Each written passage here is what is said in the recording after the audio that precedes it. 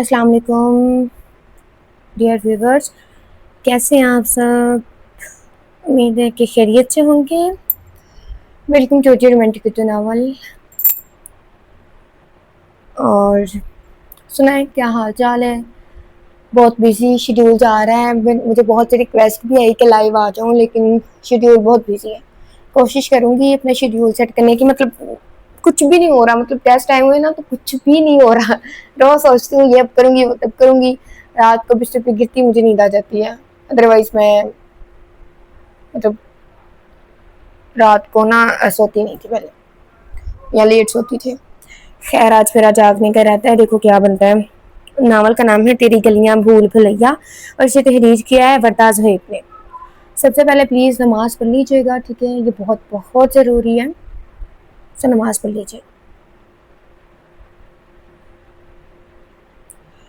चले रीच करते हैं नावल को। जहाज के कराची एयरपोर्ट पर उतरने के इत्तला पर इसकी आंखें खुली थी। वो ज्यादा गहरी नींद नहीं सो रही थी, लेकिन फिर भी इसकी थोड़ी सी आंख लगी थी। खुदा खुदा करके ये सफर भी तमाम। वो 7 साल बाद पाकिस्तान वापस आ रही थी और किस दिल से आ रही थी ये भी जानती थी। इसका बिल्कुल भी मूड नहीं था आने का, लेकिन यहाँ आना इसकी मजबूरी थी। और हैरत की बात तो ये थी कि इसकी नानी ने इस बार खुद जाने को कहा था। इसने सर घुमाकर अपने पास बैठे हुए इस 25-26 साल नौजवान को देखा जो रिश्ते में इसका चचाजाद लगता था। इसका नाम अजीज अहमद बलोच था। कुछ देर पहले अजीज इसे लेने अमेरिका आया था। इसका कहना था कि इसकी दादी अपनी आखिरी सांसें ले रही हैं और अपनी पोती से मिलने के लिए बेकरार है। वो हरगिज ना आती अगर इसकी नानी इसे वापस जाने का ना कहती।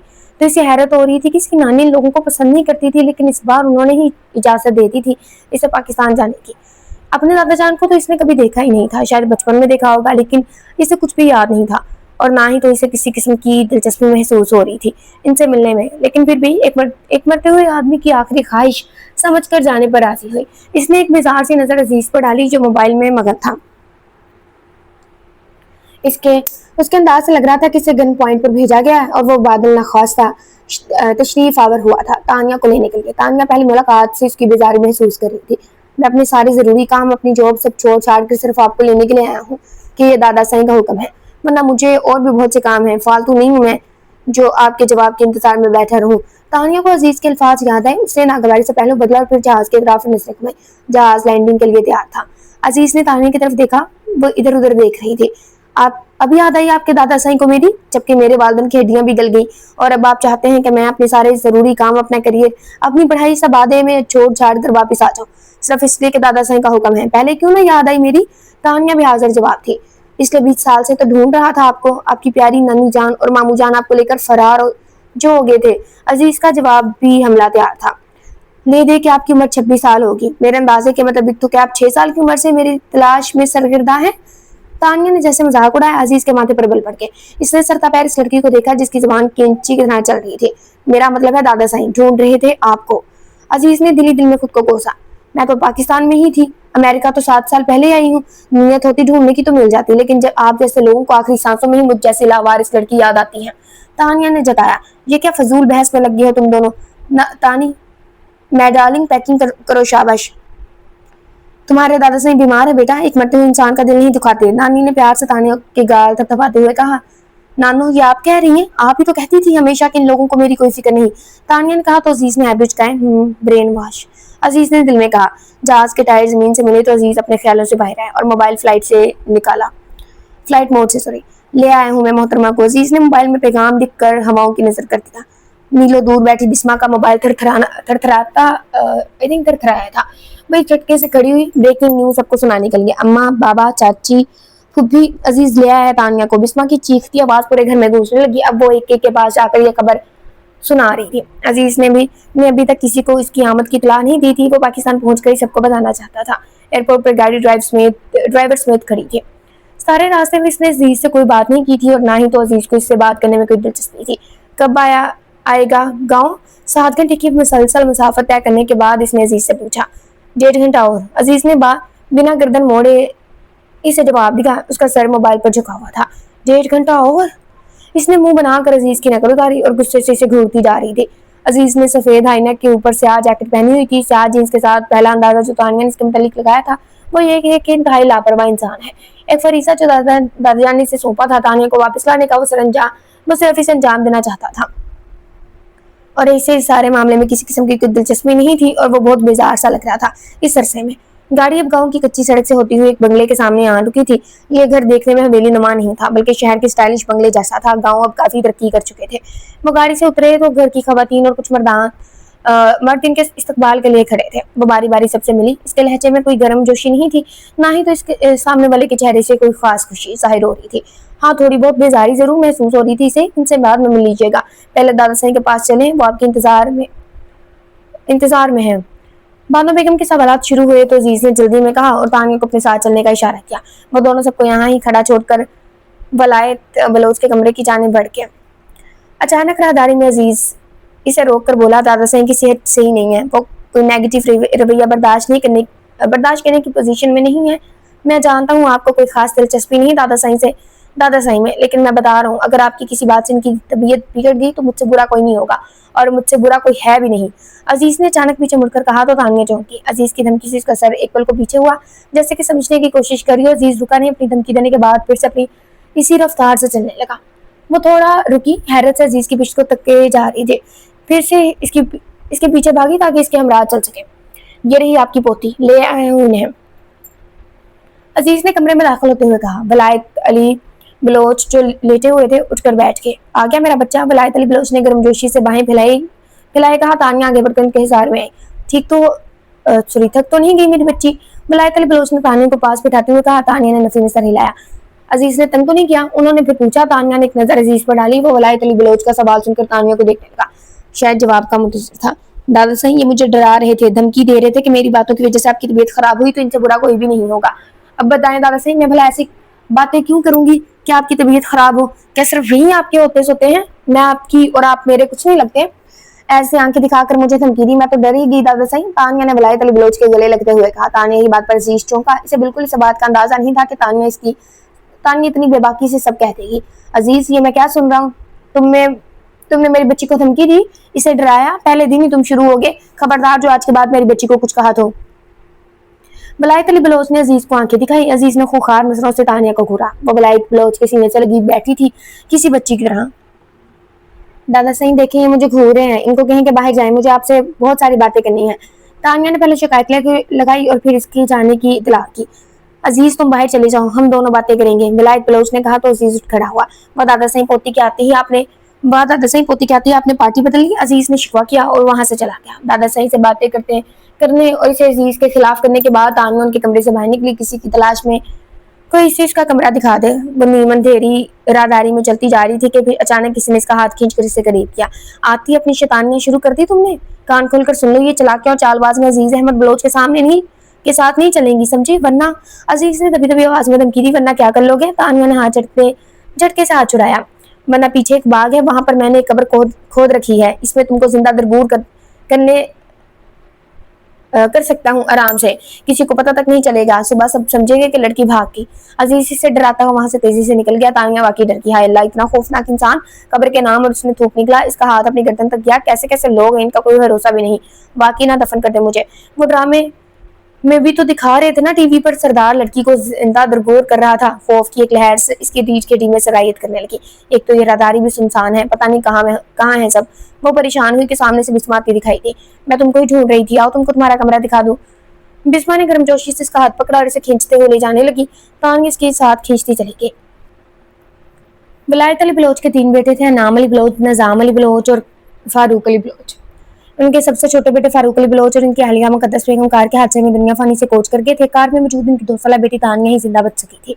वलायत अली बलोच के लिए सदमा सहना मुश्किल था, लेकिन सच कहते हैं वक्त बहुत बड़ा मरहम होता है। अपनी बेटी की मौत के बाद अब 20 साल बाद भी वो सांसें ले रहे थे। फारूक अली बलोच ने खानदानी रवायत से बगावत करते हुए मुकद्दस अफींदी से शादी की थी। मुकद्दस अफींदी को किसी ने दिल से कबूल नहीं किया था, लेकिन शादी के 3 साल बाद ही वो दुनिया से चली गई। मुकद्दस अफींदी की वालदा सादिया बेगम इनसे बेटे मुकद्दस अफींदी को दफनाया जा चुका था। सादिया अफींदी और मतीन अफींदी ने देर से इतला देने पर खूब हंगामा किया और रातों रात चोरी चुपके 2 साला बच्ची तानिया को लेकर हवेली से फरार हो गए। हवेली के सब अफराद सदमे में थे, इस वजह से इनको मौका मिल गया। सादिया बेगम और मतीन अफींदी तानिया को लेकर पूछ हो गए। उनके मतलब वैसे भी हवेली में कोई कुछ नहीं जानता था, सवाई इसके कि वो मुकद्दस के मैके वाले थे। तानिया की गुमशुदगी में किसी को कोई खास दिलचस्पी नहीं थी, सब अपने अपने बच्चों में मगन थे। लेकिन वलायत अली बलोच शहर रहकर तानिया के लिए रोती। इनको तलाश करने की कोशिश बहुत की, लेकिन दोनों बेटों ने कुछ खास दिलचस्पी नहीं ली तानिया को ढूंढने में। अजीज अली बलोच जो कि विलायत अली बलोच का सबसे पसंदीदा पोता था और अनाम अली बलोच का मनझल्ला बेटा भी था। अजीज ने जब होश संभाला तो विलायत अली बलोच ने इसे तानिया की तलाश में लगा दिया। 19 साल की उम्र से अजीज ने तानिया को ढूंढना शुरू किया था।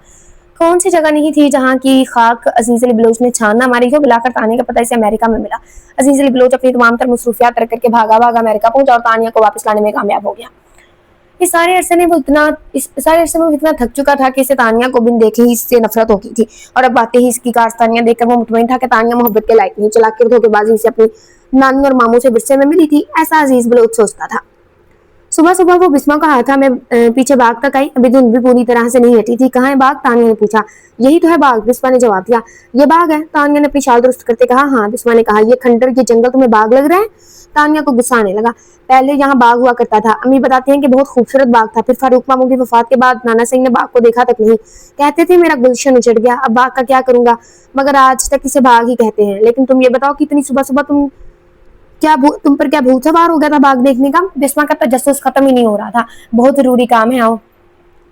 तानिया इसका हाथ पकड़ते हुए आगे बढ़ी। क्या मुसीबत है? झाड़ू में तानिया की शाल फंस गई। सारा बाग छान मारा। तानिया, तुम आखिर किस चीज की तलाश है? बिस्मा ने थककर पूछा। कबर की, उन्होंने जवाब दिया। है अल्लाह, किसकी कबर की? बिस्मा हैरान हुई। खाली कबर की। तानिया की भी हिम्मत अब जवाब दे गई थी। क्या बोल रही हो तुम तानिया? तुम्हारा ज़हनी तवाज़ुन तो ठीक है ना? बिस्मा को इसकी ज़हनी हालत पर शुबा हुआ। तुम्हारे अजीज भाई ने एक कब्र यहाँ बना कर रखी है अपने दुश्मन के लिए। जो इससे पंगा लेगा वो इसे इस कब्र में जिंदा दरगोर कर देगा।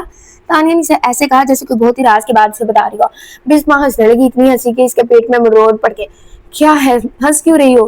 तानिया कुलचन हुई। अरे ये तो अजीज भाई के बचपन से लेकर धमकी है सबके लिए। अब तो हम भी समझ गए हैं कि कोई कबर वबर नहीं है, वो बचपन से हमें ऐसे ही डराते आए हैं। बिस्मा ने कहा। तो तानिया को गुस्सा आया। नहीं बिस्मा, ये मैंने सुना है कि ये जो बलोच लोग होते हैं ना, ये अपनी औरतों को कब्र में दफन कर देते हैं, वो भी जिंदा, अगर वो बगावत करें तो। तौबा, एक तो हम बलोचों को पता नहीं क्यों इतना बदनाम करके रखा है सबने। तानिया, ऐसा कुछ नहीं है, ये बस बातें हैं, बातें गढ़ी हुई हैं। लोग आते नहीं, देखते नहीं और क्या कुछ अखस कर लेते हैं। बिस्मा ने कहा। तो तानिया सोच में पड़ गई और शर्मिंदा भी हुई। सुनी सुनाई बातों पर यकीन नहीं करना चाहिए जब तक इंसान खुद अपनी आंखों से ना देख ले। तानिया ने दिल में सोचा। अच्छा चलो, सर्दी से मेरे ये दांत बचने लगे हैं। बिस्मा ने कहा। हम चलो। तानिया को अजीज समेत खुद पर भी गुस्सा आने लगा। वो दोनों वापस आए तो सब चाय नाश्ते में मसरूफ थे। तानिया थोड़ा घबरा गई। आओ बेटा, नाश्ता करो, नफीसा फूफो ने प्यार से कहा। तानिया इनके करीब कुर्सी खींच कर बैठ गई। तानिया इन जैसी अजनबी औरतों को देखने लगी, जिनके नामों तक से वो अब तक वाकिफ नहीं हुई थी। क्या हुआ, क्या सोच रही हो, परेशान हो क्या? बानो बेगम ने इसके चेहरे को देखकर कहा। नहीं, असल में पहली मरतबा इतने सारे अफराद देखकर थोड़ी घबराहट हो रही है। तानिया ने कहा। तो अजीज चाय का सिप लेते हुए खांस रहेगा, ये खांसी मसनूई थी तो मोहतरमा घबराती भी हैं। अजीज ने दिल में सोचा।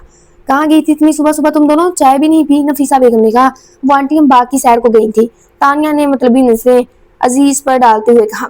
बेटा मैं तुम्हारी फुप्पू हूँ, मुझे फुप्पो ही कहा करो, मुझे अच्छा लगेगा, तुमसे फारूक की खुशबू आ रही मुझे।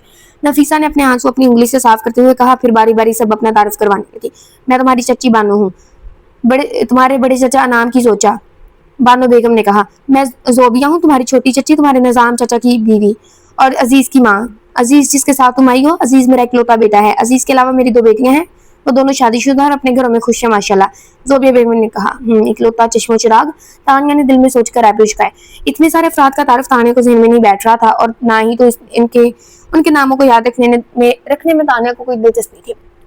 इस नावल में मे पर ने का बहुत मिस्टेक है कि सुनिए, मतलब जहाँ पे नहीं आना है वहां पे मे लगाया हुआ है, इलेक्शन थे। वैसे नावल इंटरेस्टिंग लग रहा है, बाकी देखो। बस एक अजीज का नाम इसे अजबर हो चुका था। मुझे क्या, मैं तो चली जाऊंगी, कुछ दिनों में याद करने का कोई फायदा ही नहीं ना जरूरत। तानिया सोच ही रही थी कि इतने में तेजी से कुचलता हुआ आया। उसके जूतों की आवाज से तानिया ने गर्दन घुमा कर देखा। कोई बहुत ही बारूब शख्स अपनी टाई दुरुस्त करता हुआ आया और कुर्सी खींचकर बैठ गया। बानो बेगम ने एकदम से इसे चाय पेश की। वो शख्स शायद दुजलत में था, दिखने में 30 साल का लगता था, बाल जल से पीछे किए हुए, कीमती सूट में मलबूस, रोशन पेशानी, गोरा चिटा, खूबसूरत में कुछ हामिल। तानिया एक पल को खोज सी गई। वो चाय पीकर एकदम से उठा। उसके हाथ में बैग था जो कि ऑफिस के लिए इस्तेमाल होता था। मीर बेटा नाश्ता तो करते जाओ, बानो बेगम ने कहा। नहीं अम्मी, मैं जल्दी में हूँ, आज एक बहुत अहम केस की हेयरिंग है, वक्त पर पहुंचना है। मीर ने जल्दी में कहा और वहां से चला गया। ये मेरा बेटा है मीर, बहुत काबिल वकील है माशाल्लाह, बानो बेगम ने फिक्र से बताया। अच्छा, तानिया ने इतना ही कहा और चाय पीने लगी। मीर का एक और तारुफ तो तुमने सुना ही नहीं तानिया, बानो बेगम ने मतलबी अंदाज में जाना कहा। आई थिंक तानिया ने सर उठाकर सवालिया नजरों से इन्हें देखा। मीर तुम्हारे बचपन का मंगेतर भी है। फारूक भाई ने खुद अपनी शदीद ख्वाहिश पर तुम्हारी मंगनी मीर से तय की थी, इसी दिन जिस दिन तुम पैदा हुई थी। अस्पताल से घर में कदम रखते हुए उन्होंने तुम्हारी और मीर की मंगनी का ऐलान किया था। बानो बेगम ने बहुत प्यार से तानिया के सर पर बम फोड़ा। क्या ये क्या बकवास है? तानिया ने अंग्रेजी में ऊंची आवाज में कहा। तो सब चौंक के, ये कोई बकवास नहीं बल्कि तुम्हारे मरहूम मरहूम सॉरी इसमें पता नहीं क्यों जल्दी जल्दी पढ़ के ऐसा, मरहूम वालिद का फैसला है, तुम्हें इस फैसले का एहतराम करना चाहिए। चलो दो ही रो आ गया। लव ट्रायंगल, शायद शायद पक्कन पता। बानो बेगम ने रोकदार आवाज में कहा। तो तानिया एक झटके से खड़ी हुई। नहीं मानती मैं किसी के फैसले को, ये मेरी जिंदगी है और इसका फैसला मैं ही करूंगी। वो जाने लगी तो नफीसा ने हाथ पकड़कर इसे रोक लिया। तानी बेटा आराम से बैठ जाओ बेटा। नफीसा बेगम का लहजा इतना शफकत भरा था, कहना चाहती हुई तानिया बैठ के, भाभी ये वक्त इन बातों का नहीं है, ये बातें बाद में हो जाएंगी, अभी तो ये आई है, आज दूसरा दिन है इसका, इसे आराम से घर का माहौल और खानदान के रस्म और रिवाज समझ लेंगे, थोड़ा वक्त दे और इसे एडजस्ट होने में। नफीसा बेगम बानो बेगम से मुखातिब हुई। बानो बेगम ने बेजारी से पहले बतला, माँ माफी चाहती हूँ फूफो, लेकिन मैं यहाँ अब एक दिन भी नहीं रहूंगी, मैं आज ही वापसी की टिकट बुक करवाती हूँ। तानिया का गुस्सा हनूज कायम था।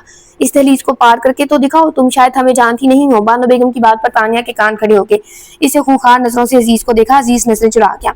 एक तो तुम मुझे धोखे से यहाँ लाए कि दादा से आखिरी सांसें ले रहे हैं, हालांकि वो बिल्कुल ठीक है, और मुझे कैद करने के मंसूबे तैयार है पहले से। तानिया ने मौका पाकर अजीज का गिरबान पकड़ लिया। छोड़ो मुझे। अजीज ने अपना कॉलर तानिया की गिरफ्त से छुड़ाया।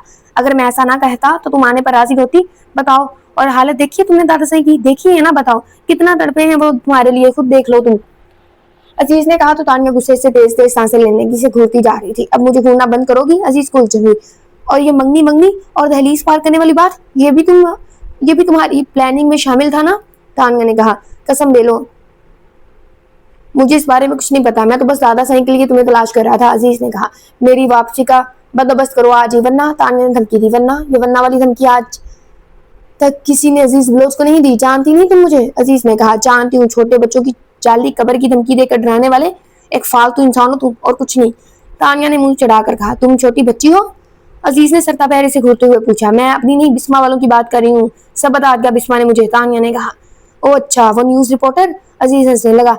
खैर मेरी वापसी का इंतजाम करो जल्दी, मेरी क्लास मिस हो रही है। तानिया ने सख्ती से कहकर मुंह खिड़की की तरफ फेरा। वो दोनों तवील राहदानी में खड़े थे जहाँ कतार से खिड़कियां बनी हुई थी। दोपहर का वक्त था। वापसी तो अब तुम भूल ही जाओ, अजीज ने कहा। तो तानिया ने हैरत से देखा। क्या मतलब? तानिया बोली। मतलब ये कि आज ही तुम समेत तुम मुझ पर भी ये इंकशाफ हुआ कि तुम मीर की मंगेतर हो, और हमारे खानदान के मर्द अपनी मंगेतर नहीं छोड़ते। अजीज ने सीने पर हाथ बांधते हुए कहा। मैं मरते मर जाऊंगी लेकिन इससे शादी नहीं करूंगी। तानिया को गुस्सा आ गया। क्यों, क्या कमी है मीर में? अजीज ने पूछा। इसने मुझे नोटिस तक नहीं किया। तानिया ने कहा। ओह, तो तुम्हें ये दुख है कि मीर ने तुम्हें नोटिस तक नहीं किया? मुझे तो बहुत अफसोस हुआ, मैं तुम्हारे गम में बराबर का शरीक हूँ। अजीज ने मजाक उड़ाया। चुप करो वरना। तानिया ने अपनी शहादत की उंगली से दिखाई। वरना? अजीज ने कहा। वो खिड़की से बाहर लौन का नजारा करी थी। इसने चार रंग का शाल ओढ़ रखा था, सर्दी मामूल से कम थे। मलाजमा ने दरवाजा खटखटाया। बीबी जी आपको बड़े साईं बुला रहे हैं। वलायत अली का पैगाम आया था। वो शाल सर पर ओढ़े वलायत अली के कमरे में आ गई जहाँ अजीज पहले से बैठा हुआ था। आओ मेरे पास बैठो, वलायत अली ने कहा। वो इनके पास बैठकर बैठ गई। वलायत अली ने कुछ फाइल नमा कागजात निकाली और इसकी जाने बढ़ाया। तो तानिया ने इस सवालिया नजरों से देखा। ये मेरी तरफ से तुम्हारे लिए एक छोटा सा तोहफा है, वलायत अली ने कहा। तानिया ने फाइल खोलकर देखी तो वह एक घर के कागजात थे जो तानिया के नाम। दादा से ये क्या? तानिया को हैरत हुई। ये घर मैंने तब खरीदा था जब मुझे मालूम हुआ था कि तुम्हारा पता चल गया। मेरी तरफ से ये तुम्हारा पहला तोहफा है तुम्हारे लिए।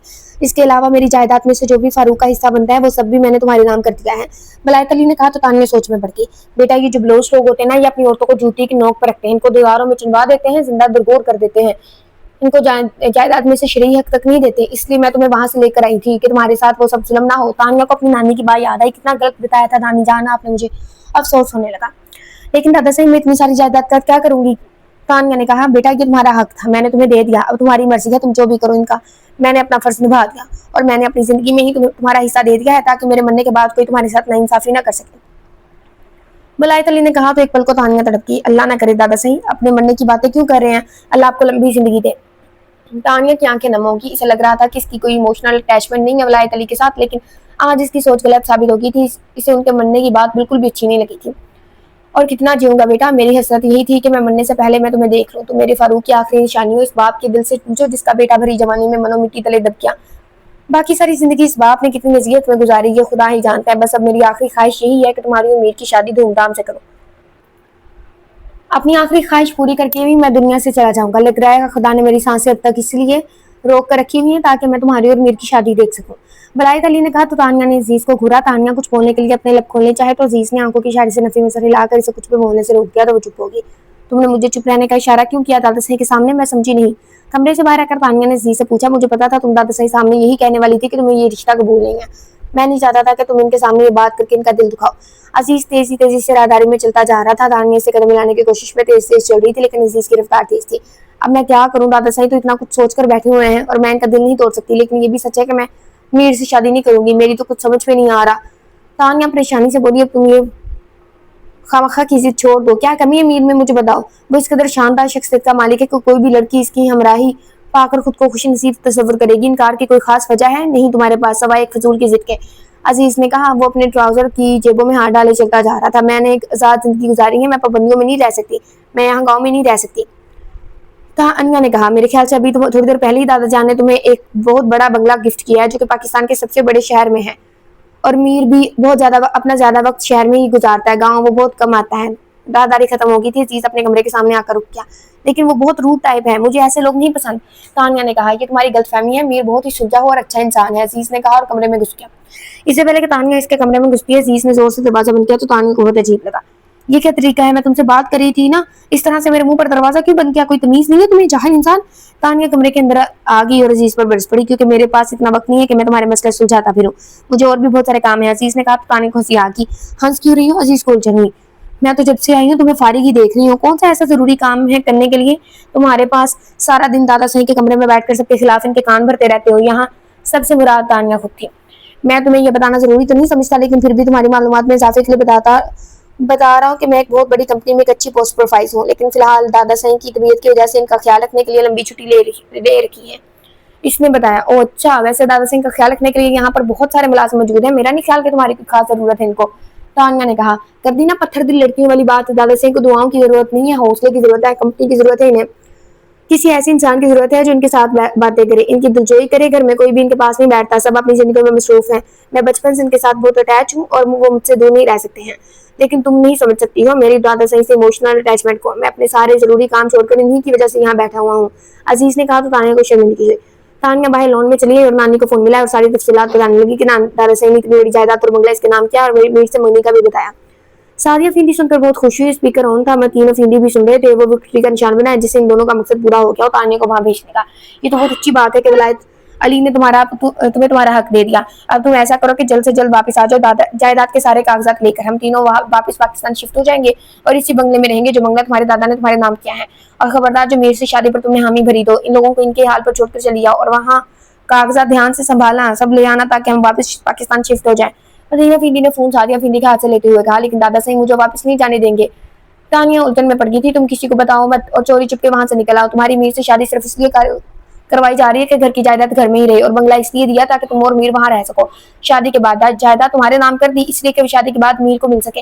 ये सब उन्होंने अपने फायदे के लिए किया है, यानी बेटे का हिस्सा पोते को ही मिलेगा, किसी गैर को नहीं। तुम समझती हो ना मेरी बात? मतीने फींदी ने लंबा नक्शा खींचा तो तानिया सोच में पड़ गई। इसका दिल इस बात से इनकारी हो रहा था कि ये सब दादा सही ने मीर के फायदे के लिए किया है, इसके लिए नहीं। लेकिन वो कुछ ना बोली, फोन काट दिया और कमरे में आ गई। हम तो समझे थे कि तानिया को उसका हिस्सा बहुत मुश्किल से मिलेगा, हमें बहुत जद्दोजहद करनी पड़ेगी, लेकिन वलायत अली ने तो हमारा काम बिल्कुल ही आसान कर दिया है। सादिया बेगम ने फोन काटने के बाद मतीन से कहा। हाँ, लेकिन इसका फायदा हमें तब भी होगा जब तानिया सारे कागजात लेकर जल्दी से वापस आ जाए और हम पाकिस्तान शिफ्ट हो जाए। अब सारी जायदाद तानिया के नाम पर है, कानूनी तौर पर अब कोई भी हमसे छीन नहीं सकता है। इससे पहले कि जोर जबरदस्ती करके तानिया की शादी मीर से करवा दे या फिर तानिया इनके बहलावे में आकर शादी कर ले, हमें इसे जल्द से जल्द वापस बुलाना चाहिए, मतीन अफींदी ने कहा। और जल्द ही हमें तानिया की शादी अब्बास से कर देनी चाहिए, मतीन अफींदी की बीवी जुबैदा अफींदी ने कहा। जुबैदा की भी बात सुनकर अब्बास, जो मोबाइल में गेम खेल रहा था, इसने नजर उठाकर इन तीनों को देखा। बेड़ा गर्क को एकता कपूर स्टार प्लस का कैसी कैसी ट्रेनिंग दी है। उनके ड्रामों ने आप तीनों को चालाकी और धोखेबाजी के रोज नए गुण सिखाए जाते हैं। स्टार परिवार अवार्ड के हकदार हैं आप तीनों। अब्बास ने इन तीनों की बातें सुनने के बाद कहा, तुम तो चुप करो अब्बास, अगर तुम किसी लायक होते तो हमको तानिया की जायदाद पर नजर न रखनी पड़ती, लेकिन तुम जैसा नकारा बेटा है तो हमें ये सब करना पड़ रहा है। परदेश में जलील हुए इतने साल सिर्फ इस इंतजार में कि तानिया को इसका हिस्सा मिले, तो हमें अपने मुल्क में घर मिले अपना। मतीना फिंदी ने कहा, इतनी मेहनत तानिया की परवरिश पर करने के बजाय मेरी पढ़ाई पर की होती तो आज मैं किसी आला ओहदे पर फाइज होता। मैं आज नकारा हूँ तो आप लोगों की अदम तवज्जा की वजह से। अब्बास ने आईना दिखाया, तुम जो कमाने में सालों लगा देते वो सब तानिया को 7 दिन में मिल गया। अब तुम तानिया के पैसे से बिजनेस शुरू करना वापस जाकर। जुबैदा ने कहा, कभी किसी कभी कभी मुझे लगता है मैं आपका बेटा हूं ही नहीं। आप लोग याद करें कि अस्पताल में नर्स ने मुझे बदल तो नहीं किया था आपके असली बेटे से। बस मोबाइल चार्ज पर लगाते हुए कहा, क्यों ऐसा क्यों बोल रहे हो? जुबैदा को दुख हुआ, मुझ जैसे साफ दिल लड़के के इतने लालची वालिदैन नहीं हो सकते। अब्बास ने कहा तो जुबैदा रोने लगी। बस अब्बास ये सुनना रह गया था। जुबैदा आंसू बहाते हुए कह रही थी, अब्बास को शर्मिंदगी हुई। जुबैदा के पास आकर बैठा और इसे गले से लगा दिया। सॉरी अम्मी, मजाक कर रहा था। अब्बास ने जुबैदा को मनाना चाहा, यह मजाक नहीं दिल आजारी है। मतीना फिंदी ने कहा, उफ, मैं तो बस इतना कह रहा हूँ कि तानिया के पैसे पर हमारा कोई हक नहीं है। अब्बास ने कहा, तुम इतना भी ना कहो तो बेहतर है। मतीना फिंदी ने कहा, ठीक है जी, मैं कुछ नहीं कहता। अब्बास खामोश हो गया। बानो बेगम अपने कमरे में बैठी हुई थी कि दरवाजा खुला और रानी ब्रेकिंग न्यूज बनाने के लिए हाजिर हो गई। क्या हुआ रानी, इतनी उजरत में क्यों हो? खैर तो है? बानो बेगम ने रानी मुलाजमा को आंधी तूफान की तरह एंट्री मारते हुए देखा तो पूछा। वरना मैं तानिया बेटी की बातें सुनकर आ रही हूँ, अपने ननिहाल वालों से फोन पर बात कर रही थी। रानी ने फूली हुई सांसों के साथ बताया। इधर आ, मेरे पैर दबा और ऐसा भी कि सुन लिया तूने? बानो बेगम ने कोई खास दिलचस्पी नहीं दिखाई रानी की बात में। रानी बैठकर इनके पाँव दबाने लगी। वो कह रही थी कि बड़े सईद ने फारूक सईद की जायदाद सारी की सारी इनके नाम कर दिया और कराची में एक बहुत बड़ा बंगला भी लेकर दिया है उनको। रानी की बात सुनकर बानो बेगम के जैसे करंट चला, उन्होंने पाँव खींच लिया और आलती पालती मारकर बैठ गई। अच्छा, तो ये बात है, इसीलिए पोती को ढूंढा जा रहा था इतने सालों से? बानो बेगम ने सोचती हुए अंदाज में कहा। हाँ ना, और क्या, अब देख ले, वो छटांग भर की लड़की आपसे ज्यादा जायदाद की मालिक बन गई है। रानी ने जले पर नमक डाला। चुप कर, फजूल बोलती है। मैं क्यों परेशान हो रही हूँ? सारी जायदाद घूम फिर कर हमारे पास आनी है। तानिया की शादी मीर से होगी और फिर मेरा मीर इतनी बड़ी जायदाद का वारिस हो जाएगा। बानो बेगम ने फखर से कहा, लेकिन ऐसा तब भी होगा जब तानिया मीर साहब से शादी करने के लिए राजी हो जाएगी। लेकिन मेरा नहीं ख्याल कि वो राजी होगी। फोन पर कुछ ऐसा ही कह रही थी वो। रानी ने कहा तो बानो बेगम को जैसे आग लग गई थी। ये शादी तो होकर ही रहेगी अब हर हाल में। अब तो मैं चुप भी कर जाती, लेकिन इतनी बड़ी जायदाद हमारे हाथ से मैं जाने नहीं दूंगी। ये जायदाद हमारी है और किसी गैर पर इसका हक नहीं है। इस जायदाद पर सिर्फ और सिर्फ मेरे बेटे का हक है। मैं कल ही नाम से बात करती हूँ और शादी की तैयारियां शुरू कर देती हूँ। और वैसे भी चाचा सही वलायत अली भी यही चाहते हैं। बानो बेगम ने कसम से कहा। शाम का बहर था, सर्दी बढ़ती जा रही थी। तानिया लॉन में टहल रही थी कि गेट खुलने की आवाज आई। एक गाड़ी अंदर दाखिल हुई। गाड़ी पोर्च में आकर रुकी। तानिया ने देखना चाहा कि कौन है तो मीर गाड़ी से उतरा। वो एक हफ्ते बाद वापिस आया था। इसकी नजर तानिया पर पड़ी तो वो इसके करीब आया। तानिया थोड़ा घबरा गई। मीर आहिस्ता आहिस्ता चलता हुआ इसके करीब आया। आपकी तारीफ? मीर ने इस अजनबी चेहरे को देखकर सवाल किया। मैं तानिया हूँ। तानिया ने नहीं कहा। वो समझती थी कि उसका नाम किसी तारीफ का मोहताज नहीं है। घर में वो काफी मशहूर है, जिन्होंने इसे देखा और जिन्होंने इसे नहीं देखा, लेकिन सभी इसे जानते जरूर थे। अच्छा, तो आप है तानिया? खैर से आप आ ही गई अपने घर। मीर ने मुस्कुरा कर कहा, जी, लेकिन खैर से जाने के आसार नजर नहीं आ रहे मुझे। तानिया ने बेजारी से कहा। क्यों? मीर ने हैरत से पूछा। इस क्यों का जवाब आप मुझसे बेहतर जानते हैं। तानिया ने अपना शाल दुरुस्त करते हुए कहा। मीर समझा नहीं इसकी बात। चले, मैं बहुत थका हुआ हूँ, बाद में बात होगी। मीर कहकर वहां से चला गया। तानिया देखती रह गई। फिर सर्दी ज्यादा महसूस हुई तो अपने कमरे में आ गई। फिर कुछ सोचकर अजीज के कमरे के पास आई और जोर से दरवाजा बजाया। लगता ही नहीं कि तुम 7 साल अमेरिका में गुजार कर आई हो। अजीज ने उसको दरवाजा बजाने के अंदाज की तरफ इशारा किया।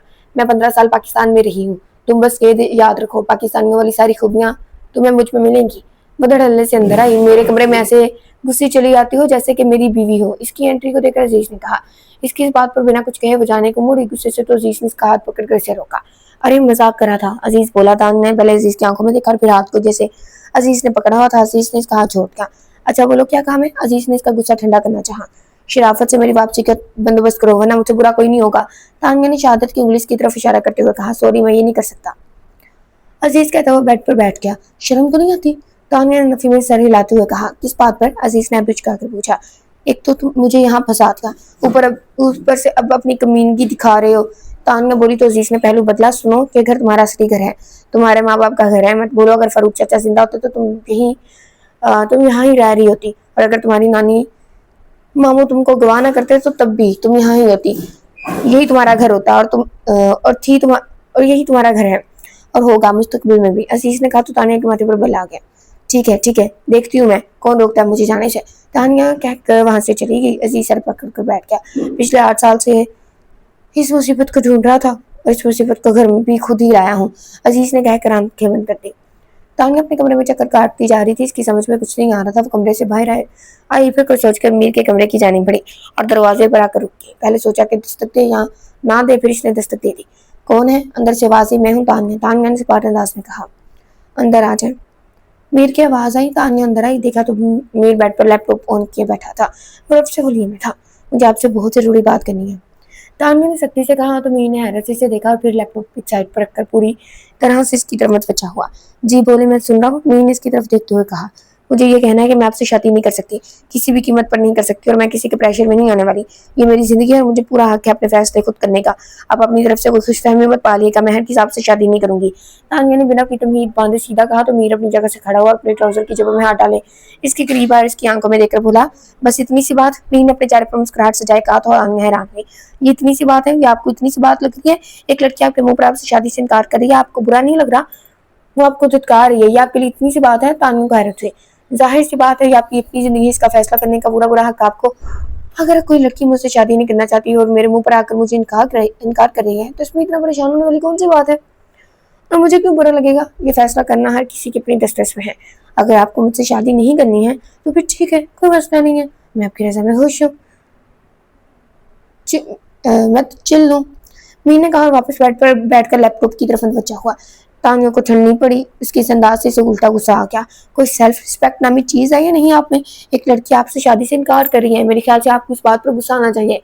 तान्या ने इसे मुश्किल करना चाहा। लड़ाई ना हो, बहस ना हो, तो तान्या फरूक को मजा कहाँ आना था?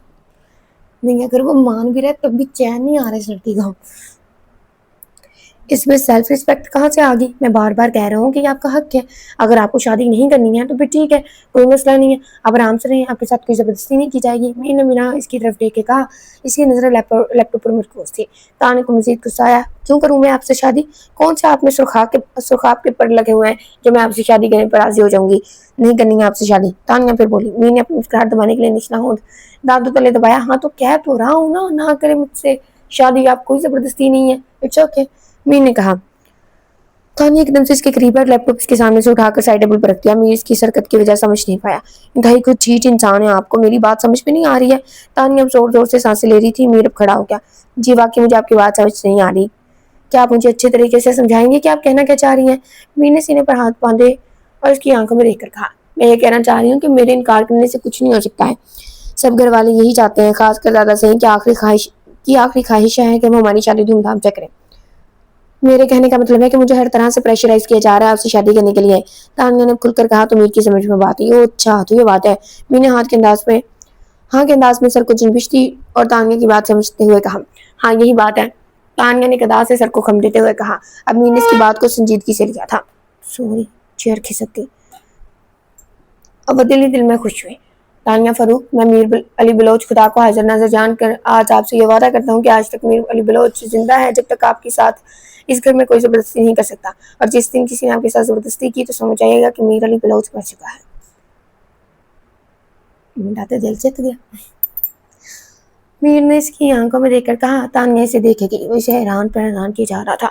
शुक्रिया, तान्या ने कहा। वहां से चली गई। दरवाजा जोर से बंद किया था कि आवाज मीर के कमरे में गूंजी। वो थोड़ी देर इस दरवाजे को देखता रहा जहां से तान्या गई, तो फिर इसके चेहरे पर हल्की सी मुस्कुराहट फैल गई। वो वापस बैठकर कार और लैपटॉप उठाकर फिर से काम करने लगा। अजीब बंदा है, ना कोई गुस्सा ना कोई बहस। ये क्या बात हुई भला? इससे तो अजीज अच्छा है, कम से कम लड़ाई तो करता है। तान्या को मीर का पुरस्कून अंदाज से कांख नहीं पाया था। वो बुड़बड़ाती हुई इसके कमरे से निकली। तान्या अपने कमरे में बैठी कोई किताब पढ़ने में मशगूल थी कि दरवाजे पर दस्तक हुई। तान्या ने पूछा, कौन है? तो आगे से रानी ने आधा दरवाजा खोलकर अपना सर आई थिंक सर नमदार किया। जो तान्या ने कहा। रानी अंदर आ गई। इसके अंदर से अंदाज से लग रहा था कि किसी खुफिया सरगर्मी में मुलव्वस है और कोई बहुत ही राज की बात कहने के लिए तान्या के पास आई है। क्या हुआ, खैरियत तो है? रानी की अजीब सी शक्ल देखकर तान्या ने पूछा। खैरियत तो नहीं है बीबी जी, मुझे तो आपकी फिक्र खाई जा रही है, इसलिए चोरी चुपके आपके पास आई हूँ, आपको बहुत राज की बात बताने के लिए। लेकिन कसम है आपको उस बात का जिक्र किसी से मत करना, वरना मेरी शामत आ जाएगी। रानी ने तान्या को तजस्सुस में मुबतला कर दिया। ऐसे ही क्या बात है रानी? तान्या ने किताब की तरफ देखते हुए कहा। बहनो बेगम कह रही थी कि वो आपकी शादी मीर साहब से करवा कर आपकी तमाम जायदाद हथिया लेंगे। ऐसी होती है ना कुरानियाँ, कोई कोई, सब कोई नहीं कह रहे, कोई कोई ऐसी होती है। ये मतलब ज्यादातर औरतें ऐसी होती है ना, आदत होती है एक की बात दूसरे को, दूसरे की बात पहले को, फिर लड़ाई। रानी ने सरगोशी वाले अंदाज में कहा और बानो बेगम की तमाम बातें एक ही सांस में तान्या को बता दी। तान्या ने किताब एक तरफ रख दी और सोच में पड़ गई और वो मीर की बात से भी पूरी तरह खुश भी नहीं हो पाई थी कि दानी ने इसके सर पर धमाका किया। लेकिन मीर ने वादा किया कि मेरे साथ कोई जबरदस्ती नहीं होगी। तानिया परेशान होकर बोली, आप बानो बेगम को नहीं जानती, वो इसके तरह चालाक औरत है, ऐसी चाल चलेंगी कि आप कुछ भी ना कर सकेंगी। और मीर साहब की जबान तो वो जादू टोना करके बंद करवा ही लेंगी। आप पूरी तरह से फंस गई हैं बीबी जी, मुझे तो बहुत फिक्र हो रही है आपकी। रानी ने मजीद डराना चाहा, लेकिन तानिया कब डरने वाली थी। मैं अभी मीर के पास जाती हूँ और इसे इसकी माँ की सारी हकीकत बता देती हूँ, उसे भी तो पता चले इसकी माँ की कारस्तानियाँ। तानिया एक झटके से उठी, लेकिन रानी ने इसे रोक लिया। ये जुल्म न करना बीबी जी, मैं बेचारी तो बिन मौत ही मारी जाऊंगी। रानी रोने लगी। अच्छा तुम रोना बंद करो, मैं ऐसा कुछ नहीं करूंगी, चुप हो जाओ प्लीज। तानिया को इसके रोने सुलझे नहीं, वो आराम से बैठ गई। ठीक है तुम जाओ यहाँ से, मैं सोचती हूँ कुछ, तानिया ने कहा। तो रानी इसकी तरफ देखा। मेरी शक्ल क्या देख रही हो, तानिया ने पूछा। बीबी जी इतनी बड़ी बात आपको बताइए, मेरा इनाम तो आपने दिया ही नहीं। तानिया ने हैरत से देखा, फिर अपने पर्स में से चंद पैसे निकाल कर इसकी तरफ बढ़ाए। रानी खुश होकर वहां से चली गई, लेकिन तानिया को ना खुश करके तानिया को ना खुशी थी। तानिया 2 दिन तक सोच में पड़ रही। मीर वापस शहर चला गया था। सोच सोच के इसका सर दुखने लगा। वो किचन में जहाँ हलीमा खातून काम कर रही थी। खाला प्लीज मेरे लिए एक कप चाय बनाकर मेरे कमरे में ले आए, मेरे सर बहुत दुख रहा है। तानिया ने घर अपने कमरे में चली गई। कुछ देर बाद हलीमा खातून चाय लेकर इसके कमरे में आई। हलीमा खातून ने चाय साइड टेबल पर रखी और जाने लगी। खाला बैठे, खाला मुझे आपसे बात करनी है। तानिया ने हलीमा खातून से कहा। वो बैठ गई। जी बोले बेटा, हलीमा खातून ने कहा। खाला यहाँ से अगर कोई कराची जाना चाहे तो कैसे जाए। तानिया ने मतलब की बात की। बेटा कराची तो यहाँ से बहुत दूर है, बस या ट्रेन से जाते हैं, बसें भी सॉरी कम ही जाती हैं इस रास्ते से। हाँ अलबत्ता ट्रेन स्टेशन जहाँ से चंद कदम के फासले पर है, मेरा मतलब है पैदल चलने से 15-20 मिनट का वक्त लगता है। हलीमा खातून ने सादगी से कहा। अच्छा सही, और मेन गेट के अलावा कोई रास्ता है बाहर जाने का। तानिया ने पूछा। आप क्यों पूछ रही हैं ये सब। हलीमा खातून को जुनी मालूमात में इजाफे के लिए तानिया ने जवाब दिया। वो बेड से टेक लगाए बैठी थी। अब चाय का कप उठाकर घूप लेने लगी। पीछे बाग से एक रास्ता है, लेकिन वहां झाड़ियां दूर करना मुश्किल होता है। वहां से सीधी चलते जाओ तो सामने ट्रेन स्टेशन है। हनीमा खातून अब इसका नरमी से इसका सर दबाते हुए कहती जा रही थी। और कराची जाने वाली ट्रेन किस वक्त आती है। तानिया ने पूछा। रात 2 बजे आती है, छोटा सा स्टेशन है, ज्यादा गाड़ियां नहीं आती हैं भी 3 मिनट ही रुकती हैं, ज्यादा नहीं, हनीमा खातून ने बताया। और ये गाड़ी किस दिन आती है। तानिया ने पूछा। जो रात को आती है। हनीमा खातून इसके सवालों का मकसद समझ गई। तानिया सोच में पड़ गई। बीबी आप यहाँ से भागना चाहती है ना। हलीमा खातून ने कहा। तो तानिया ने चौंक कर देखा। घबराने की बात नहीं, मैं आपकी मदद करूंगी, बस मेरा बेटा बीमार है, इलाज के पैसे नहीं है। मेरे बड़े साईं से इतना मांग चुकी हूँ कि अब उनके आगे हाथ फैलाते हुए शर्मिंदगी महसूस होती है। हलीमा खातून ने अपनी बेबसी का इजहार किया। तो तानिया ने अपना पर्स खोला। कुछ 1000 के नोट थे। इसने हलीमा खातून की तरफ बढ़ाए। ये रख लो आज इतवार है, जो रात को मेरी मदद करो, जितना हो सका दूंगी, बस किसी को कानो कान खबर नहीं होनी चाहिए, खासकर अजीज को। तानिया ने कहा। इसने पूरी तसल्ली की कि घर के सब अफराद सो चुके हैं। रात का 1 बज रहा था। गांव में सब जल्दी सो जाया करते थे। वो कमरे से दबे पाँव निकली, इधर उधर देखने लगी। इसके हाथ में छोटा सा बैग था। इसने ज्यादा सामान नहीं उठाया था ताकि भागने में आसानी हो। वो चुपके चुपके से लाऊं बुड़ करके पीछे वाले दरवाजे से घर से बाहर निकली, जहाँ पर हलीमा खातून पहले से इसकी मदद के लिए खड़ी थी। हलीमा खातून ने इसे भाग का रास्ता बताया और आगे जाने से इनकार कर दिया। सर्दी भी ज्यादा थी। इसने हलीमा खातून से इसकी चादर ली और आगे बढ़ने लगी। जैसी भाग का हिस्सा खत्म हुआ, वो भागने लगी। झाड़ियों के दरमियान इधर अजीज पहलू बदल रहा था। पता नहीं क्यों उसे एक बेचैनी का एहसास हो रहा था, जैसे होनी हो रही हो। इसकी छठी बहुत तेज थी। जब ऐसी कोई बात होती थी तो इसे नींद नहीं आती थी। वो पहलू बदल बदल कर थकिया बिलाकर उठा और कमरे में चक्कर काटने लगा। इसे चैन नहीं आया तो बाहर आया। बाहर आकर देखा कि तानिया के कमरे का दरवाजा थोड़ा सा खुला हुआ है। वो आहिस्ता आहिस्ता कदमों से चलता हुआ इसके दरवाजे तक आया। इसने पूरा दरवाजा खुलकर देखा तो तानिया कमरे में नहीं थी। वो सर पकड़ कर बैठ के इसने तसल्ली के लिए सारा घर छान मारा, लेकिन वो कहीं भी नहीं मिली। घर बहुत बड़ा था, इसे ढूंढने में मुश्किल हो रही थी, लेकिन वो समझ गया कि तानिया घर पर नहीं है। इसने गाड़ी की चाबियां उठाई और बाहर आया, जहां पर चौकीदार ख्वाबे खरगोश के मजे लूट रहा था। गाड़ी स्टार्ट होने की आवाज पर चौकीदार एकदम से खड़ा हुआ और ना समझी की कैफियत में देखने लगा कि रात को साईं को क्या काम आ गया। इसने गेट खोला। इसने तेजी से गाड़ी निकालकर बाईपास पर चढ़ा दी। वो समझ गया कि वह इस वक्त स्टेशन की जानी भी गई होगी, क्योंकि कराची जाने का वाहद रास्ता यही था। अजीज दी छठीस मेरी छठीस जैसी है, तेज तर्रार। मतलब मेरी छठीस काफी तेज है। पता नहीं क्यों ऑब्जर्व भी करती हूँ, मुझे बातों से पता चल जाता है अगला बंदा क्या सोच रहा है या उसने मेरे बारे में क्या राय रखी। या अगर वो बात करे ना, बेशक वह वजाहतें दे, मुझे मुतमईन करने की कोशिश करे ना, मुझे पता चल जाता है। वो पीछे देखे बिना भागती जा रही थी। वो पिछले 10 मिनट से मुसलसल कच्चे नाहमवार रास्तों पर भागती जा रही थी। 14वीं का चांद अपनी बुरी आबोताब से चमक रहा था, जिसकी बिना पर इसे सारा रास्ता वाज़ेह दिखाई दे रहा था। वो पीछे नहीं देख रही थी, वो पीछे देखना भी नहीं चाहती थी। वो 2-3 बार गिरी भी थी, बहुत बुरे तरीके से, लेकिन बहुत हिम्मत करके उठकर भागने लगी। गिरने की वजह से स्याह जीन्स घुटनों से थोड़ी सी फट भी गई थी। इसने स्टाइलिश से जामनी टॉप के साथ स्याह जीन पहन रखा था, लेकिन इस वक्त इसने खुद को स्याह चादर में ढांप रखा था। ये स्याह चादर उसने हलीमा खातून से ली थी ताकि कोई इसे पहचान न सके। स्याह चादर बार बार झाड़ियों में फंसी और फिर से वो खींच कर छुड़ा लेती। चादर ढलकने से इसकी सिल्की स्याह बाल उलझ जाते, कैचर में कहीं रास्ते में ही गिर गया था, लेकिन इसे उठाने का इसके पास इस वक्त कोई वक्त नहीं था। ये वक्त बहुत कीमती था। इस रात का एक एक पल कीमती था। वो रुककर इस रात को जाया नहीं करना चाहती थी। वो भांपने लगी थी, लेकिन भागना इसकी मजबूरी थी। इसे भागना था। जितना तेज वो भाग सकती थी भाग रही थी। ट्रेन स्टेशन और कितनी दूर था इसे मालूम नहीं था। वो यहाँ के रास्तों से वाकिफ नहीं थी।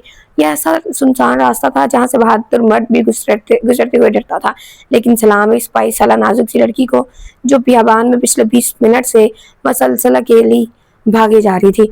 लेकिन अब इसकी हिम्मत जवाब देगी थी। अब वो लंबी लंबी सांसें लेकर आहिस्ता से चलने लगी थी। अब इसकी टांगों में भागने की तो क्या, चलने की भी सकत नहीं रही थी।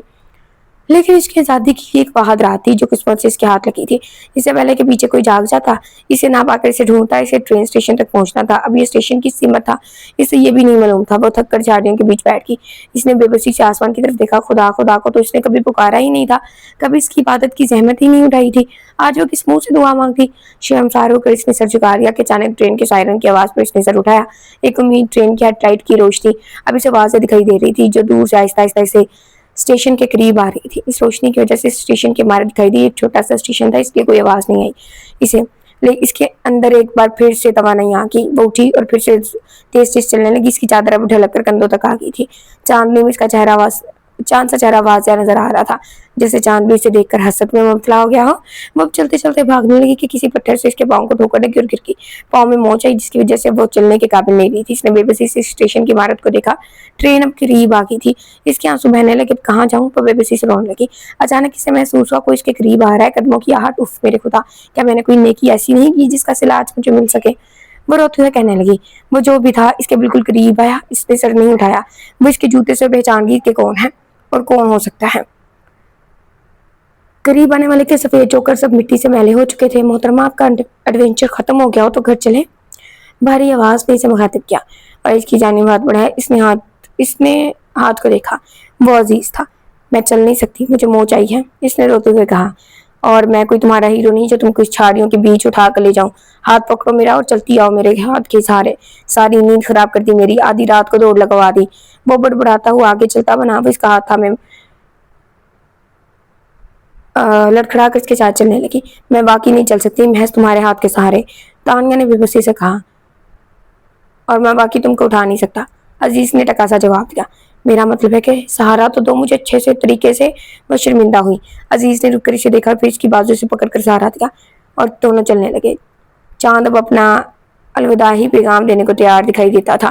तानिया मुश्किल से एक कदम उठा पा रही थी। अजीज ने देखा कि इससे बाकी चला नहीं जा रहा, तो इसने अपनी गिरफ्त मजबूत की तानिया के बाजू में। तानिया ने इसकी मजबूत गिरफ्त। अजीज ने उसकी तरफ देखा। इसकी चादर सर से थोड़ी सी ढलकी हुई थी। चांदनी में दोनों के चेहरे काफी वाज़ेह दिखाई दे रहे थे। दोनों एक पल को चलना भूल के, न जाने इस लम्हे में क्या तासीर थी कि दोनों खो सके। फिर अचानक इस चीज को होश आया। उसने चलना शुरू किया तो तानिया भी चलने लगी। अगर तुम्हें जरा सी भी अकल होती तो बाईपास यहाँ से बिल्कुल साथ साथ चल रहा था। तुम थोड़ा अकल का इस्तेमाल करती तो बाईपास सीधा स्टेशन की तरफ जाता था, लेकिन खामखा इतनी मशक्कत की तुमने। अजीज ने खुद को और तानिया को इस लम्हे के शहर से निकालने के लिए माहौल बदलना चाहा तो बात शुरू की। अगर मुझ में थोड़ी सी भी अकल होती तो मैं तुम्हारे बहलावे में ना आती और आज मैं इस मुसीबत में ना होती। मैं इस वक्त सिर्फ तुम्हारी वजह से हूँ। तानिया ने कहा। इसको दर्द हो रहा था पाँव में। मुझे समझ नहीं आ रही कि आखिर तुम्हारे साथ मसला क्या है। मेरे जैसा शख्स जिसके ख्वाब हर लड़की देखती है, वो तुम्हें बिना मेहनत के मुफ्त में मिल रहा है और तुम मुंह के कुफरान निमत कर रही हो। क्या कमी है अमीर में? अजीज ने कहा। वो दोनों आहिस्ता आहिस्ता झाड़ियों के बीच चांदनी रात में चलते जा रहे थे। मुझे नहीं पता, बस मेरा दिल नहीं मानता। वो मेरे टाइप का नहीं है, तानिया बोली। दूसरे लफ्जों में वो तुम्हारी तरह लड़ाका इंसान नहीं है ना? अजीज ने आईना दिखाया। वो दोनों बातें करते हुए गाड़ी तक आए। गाड़ी पास में बाईपास रोड पे खड़ी थी। इसने तानिया को सहारा देकर गाड़ी में बिठाया और गाड़ी करीबी अस्पताल की तरफ मोड़ दी। तानिया अब दर्द से करा रही थी। अस्पताल में गाड़ी रुकी तो तानिया को होश आया कि वो कहाँ लेकर आया है इसे। उतरो, अजीज ने अपना गुस्सा जब्त करते हुए कहा। वो अजीज की तरफ देखने लगी, फिर अस्पताल की इमारत को देखने लगी। सुनाई नहीं दे रहा मैं क्या कह रहा हूँ? उतरो।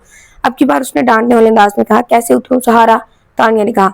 3 किलोमीटर तक कच्चे कि वीरान झाड़ियों के बीच अकेली भागने वाली लड़की को सहारा चाहिए? अजीज ने जताया।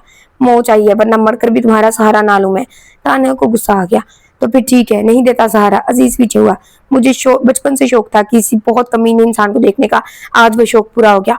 वह कहती उतरने लगी, लेकिन धड़ाम से गिर गई नीचे जमीन में। अजीज तेजी से आगे बढ़ा, उसे सहारा दिया। डॉक्टर पाँव का मायना करने लगा।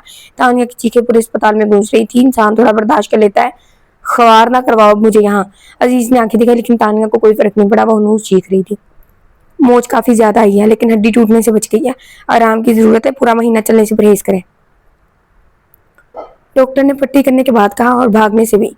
अजीज ने तानिया के कान के करीब सरगोशी की। तानिया ने दिली दिल में से गाली दी। सुबह सब इसके गिरते जमा थे। कैसे हुआ ये सब? नफीसा बेगम ने उसके पांव पर बंधी हुई मोटी सी पट्टी को हाथ लगाते हुए पूछा। सीढ़ियों से उतर रही थी रात तो मोच आ गई, उसने कहा, और अजीज की जानिब देखा। अजीज ने आंखें झुकाकर इसके झूठ को दाग दी। आराम से उतरती ना। बिस्मा इसके करीब आकर बैठ गई। रानी, नाश्ता कमरे में ले आओ तानिया का। बानो बेगम ने कहा। उनको तानिया और आज जरूरत से ज्यादा तानिया पर आज जरूरत से ज्यादा प्यार आ रहा था।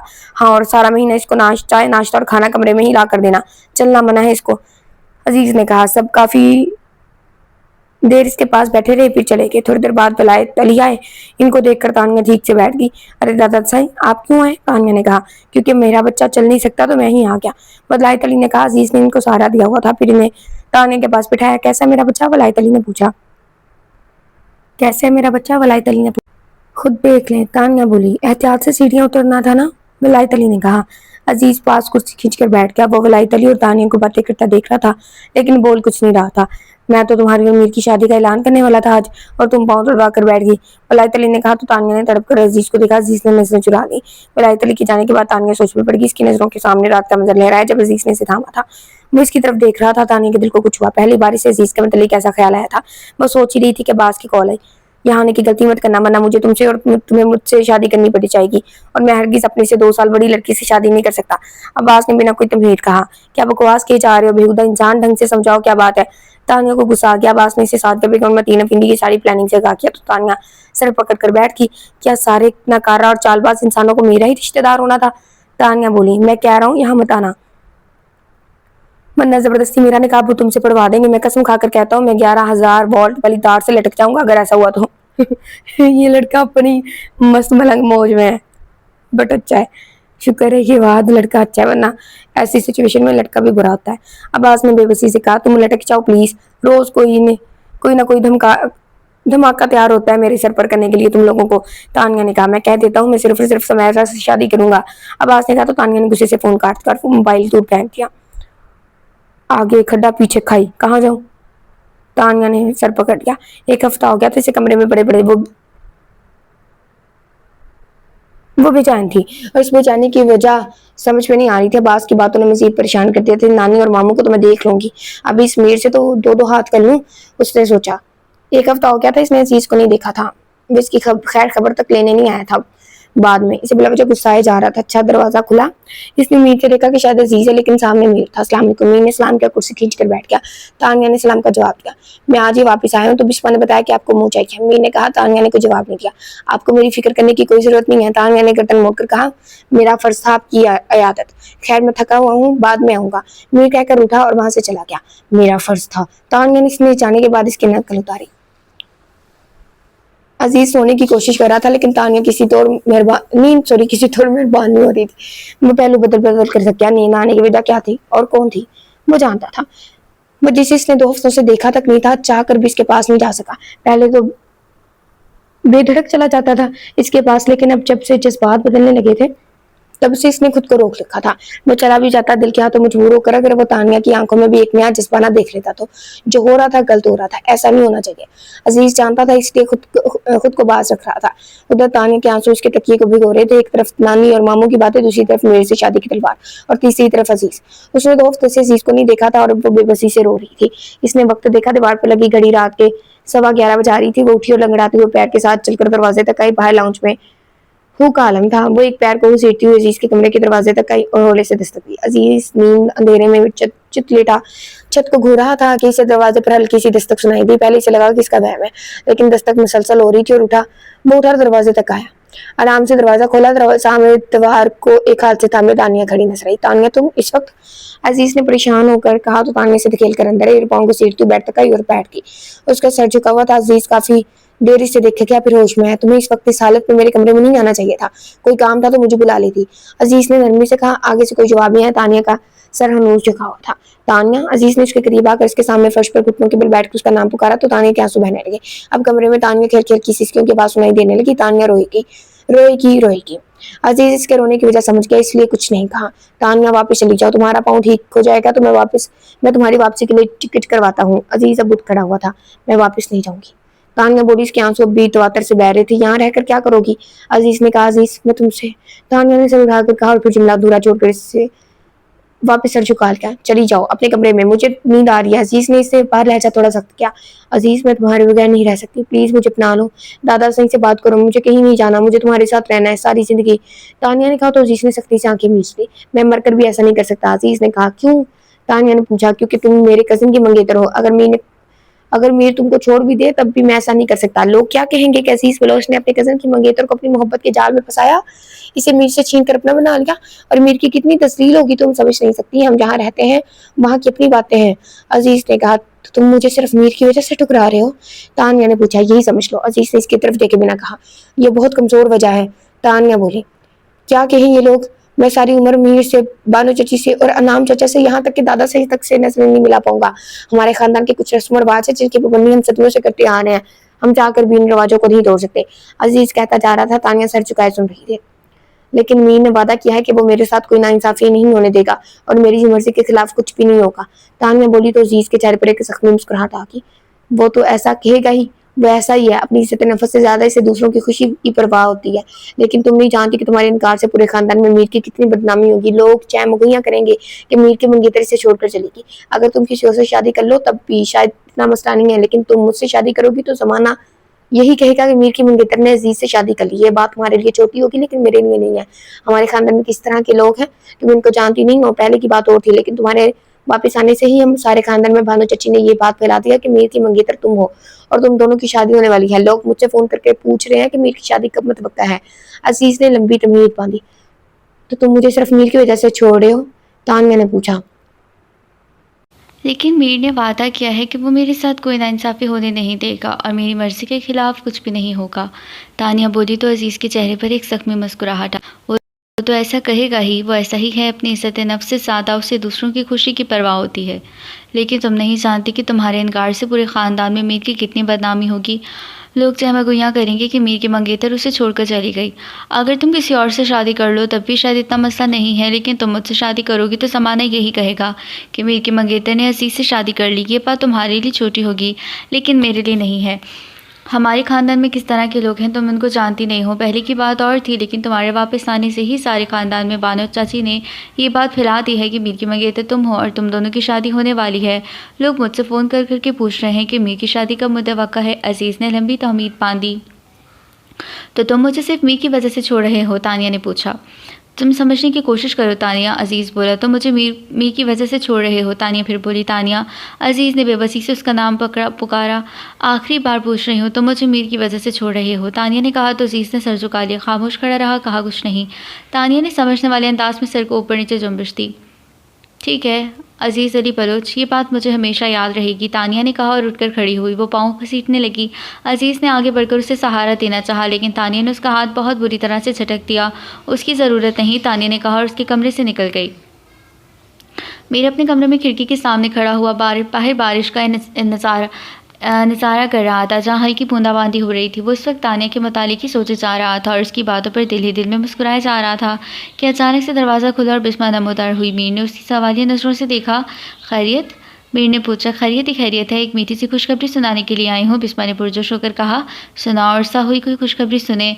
बगैर सुने को नहीं मिली, मीर ने कहा। आपकी तानिया की शादी की तारीख पक्की हो गई है, अगले जुमे को मेहंदी और उसके 4 दिन बाद शादी, यानी चट मेहंदी पड़ गया। वाह जी वाह, बिस्मा ने कहा। तो मीर पूरी खुशी से उसकी तरफ मुतवज्जा हुआ। किसने कहा? मीर ने पूछा। दादा सही ने ऐलान किया है अभी अभी, इसलिए मैंने ब्रेकिंग न्यूज़ सुनाने के लिए भागी चली आई हूँ। बिस्मा बोली, ऐसा नहीं हो सकता, मैं भी जाकर दादा साईं से बात करता हूँ। मैंने तानिया से वादा किया है कि उसकी मर्ज़ी के खिलाफ कुछ भी नहीं होगा। मेरी दरवाजे की जानिब बढ़ा तो बिस्मा उसके आगे आकर खड़ी होकर उसका रास्ता रोकती। अरे अरे रुकें तो सही, धीरज रखें, ये सब तानिया की मर्ज़ी से ही हुआ है, वो राज़ी है तभी तारीख रखी गई है। बिस्मा ने कहा तो मेरे को यकीन नहीं आया, लेकिन वो तो राज़ी नहीं थी। मीर बोला, अब राज़ी, और ख़ुद कहा है उसने दादा साईं से कि उसका पाँव अब ठीक है, वो तारीख रख दें। बिस्मा की बात सुनकर मेरे को खुशखबर हैरत हुई। बिस्मा के जाने के बाद वो वहीं खड़ा रहा और सोच सोच के मुस्कुराए जा रहा था। फिर भी उसे यकीन नहीं आया तो वो तानिया के पास आया तस्दीक के लिए। आपने तो कहा था कि आप भी शादी नहीं करना चाहती हैं, अचानक से आप कैसे? मीर ने उसके चेहरे की तरफ देखकर पूछा। वो बेड पर बैठी हुई थी, उसका सर झुका हुआ था। मीर को देखकर उसने सर नहीं उठाया। दादा साईं बहुत खुश हैं और मैं उनका दिल नहीं तोड़ना चाहती, इसलिए राज़ी हो गई और इनकार की कोई वजह भी नहीं मेरे पास। बस मुहाफ़िज़ की ज़िद थी जो मैंने छोड़ दी, सॉरी खामखा की ज़िद थी जो मैंने छोड़ दी। तानिया ने जो कहा वो सच के साथ कहा तो वो मुस्कुरा दिया। आप सच कह रही हैं ना, किसी ने आपको प्रेशराइज़ तो नहीं किया इस बात के लिए? अगर ऐसा है तो मुझे सच सच बता दें, मैं सबका मुकाबला करने के लिए तैयार हूँ। मीर ने फिर तस्दीक चाही तो तानिया ने नेफ़ी में सर हिलाया।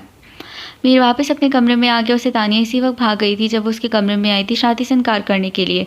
वो उसी पल उसकी मासूमियत और नादान तबीयत पर फ़िदा हो गया था, लेकिन दिल पर पत्थर रखकर तानिया से वादा किया कि उसके साथ कोई नाइंसाफ़ी नहीं होगी। और अब जबकि रावी मीर के लिए खुशियाँ ही खुशियाँ लिख रहा था तो वो क्यों ना खुश होता। घर में रौनक लगी रही। दो दिलों की वीरान कैफियत से इंसान सब लोग खुशियाँ मनाने में मगन थे। तानिया कमरे से बाहर आई कि किसी को चाय कहकर कह सके उसे सर दर्द हो रहा था, लेकिन हलीमा खातून ने उसे वापस भेज दिया ये कहकर कि दुल्हन बाहर नहीं निकलती कमरे से। वापस आते हुए उसका टाकरा अजीज़ से हो गया। तानिया ने उसे एक नाराज़ नज़र उस पर डाली, मुँह मोड़ लिया। ये जो अंदाज़ तूने अपना बदला है। अजीज़ उसे देखना नहीं चाहता था मगर देखे गया। तानिया सर झटकती हुई कमरे में चली गई। रसूल करीम ने फरमाया, अगर मैं किसी को ये हुक्म कर सकता कि वो किसी को सजदा करे तो मैं यकीनन औरत को हुक्म करता कि वो अपने खावन को सजदा करे। कराची शहर के खूबसूरत घर के कमरे में तानिया दुल्हन के रूप में बैठी थी। अभी थोड़ी देर पहले बिस्मा उसे यहाँ बिठा कर गई थी। शादी हॉल से वापसी पर सब इसी घर में आए थे और अब इन दोनों को दुआएं देते हुए वापस गाँव चले गए। अब तानिया इस घर के ऊपर वाले पोर्शन में अकेली थी। मीर नीचे ड्राइंग रूम में दोस्तों के साथ बैठा था। तानिया उठी और आईने में अपना अक्स देखा। वो खुद को देखे गई। ज़िंदगी कहाँ से कहाँ आई थी उसे, कहाँ से कहाँ ले आई थी उसे। कितनी तेज़ चलती थी ये ज़िंदगी। इन चंद माह में एक एक कर उसने तमाम जेवर नोच डाले अपने वजूद से। बेदर्दी से उनको सलीके से रखने के बजाय फेंकती चली गई। उसने दराज से एक जोड़ा निकाला और चेंज करने चली गई। फिर मेकअप साफ़ किया। वो फूलों की लड़ियों को देख रही थी जो बहुत महारत से सजाए गए थे। तानिया ने एक करके सारी लड़ियाँ नोच डाली और फूलों को बेदर्दी से पाँव तले कुचलने लगी। फिर हाथों में मौजूद चूड़ियाँ उतार कर दूर फेंक दी जो कि कमरे के फर्श पर बिखर गई थी। उसने अपने बाल पिनों की कैद से आज़ाद किए जो कि अब उसके शानों पर बिखर चुके थे। वो बेड पर बैठ गई और किसी गैरमराई नुक्ते को तकिए जा रही थी। सोच सोचकर उसका जहन माफ हो चुका था। हर रिश्ता मतलबी, हर मोहब्बत आरजी। उसने अपने बाल अपनी मुट्ठियों में जकड़ लिए और रोने लगी। वो रोती गई। फिर नींद की देवी ने उसे अपनी गोद में लेकर सुला दिया। अपने दोस्तों को रुखसत करके मीर के कदम अपने नए घर के नए कमरे की जाने पड़ने लगे। उसने पहली सीढ़ी पर कदम रखा तो कुछ याद आया। वो अपनी जेबें खनखालने लगा। उसने तसल्ली की कि तानिया के लिए खरीदा जाने वाला डायमंड रिंग मौजूद था। उसके लबों पर मुस्कुराहट आ गई। उसे तानिया से पहली मुलाकात याद आई। उसकी मुस्कुराहट मज़ीद गहरी होती चली गई।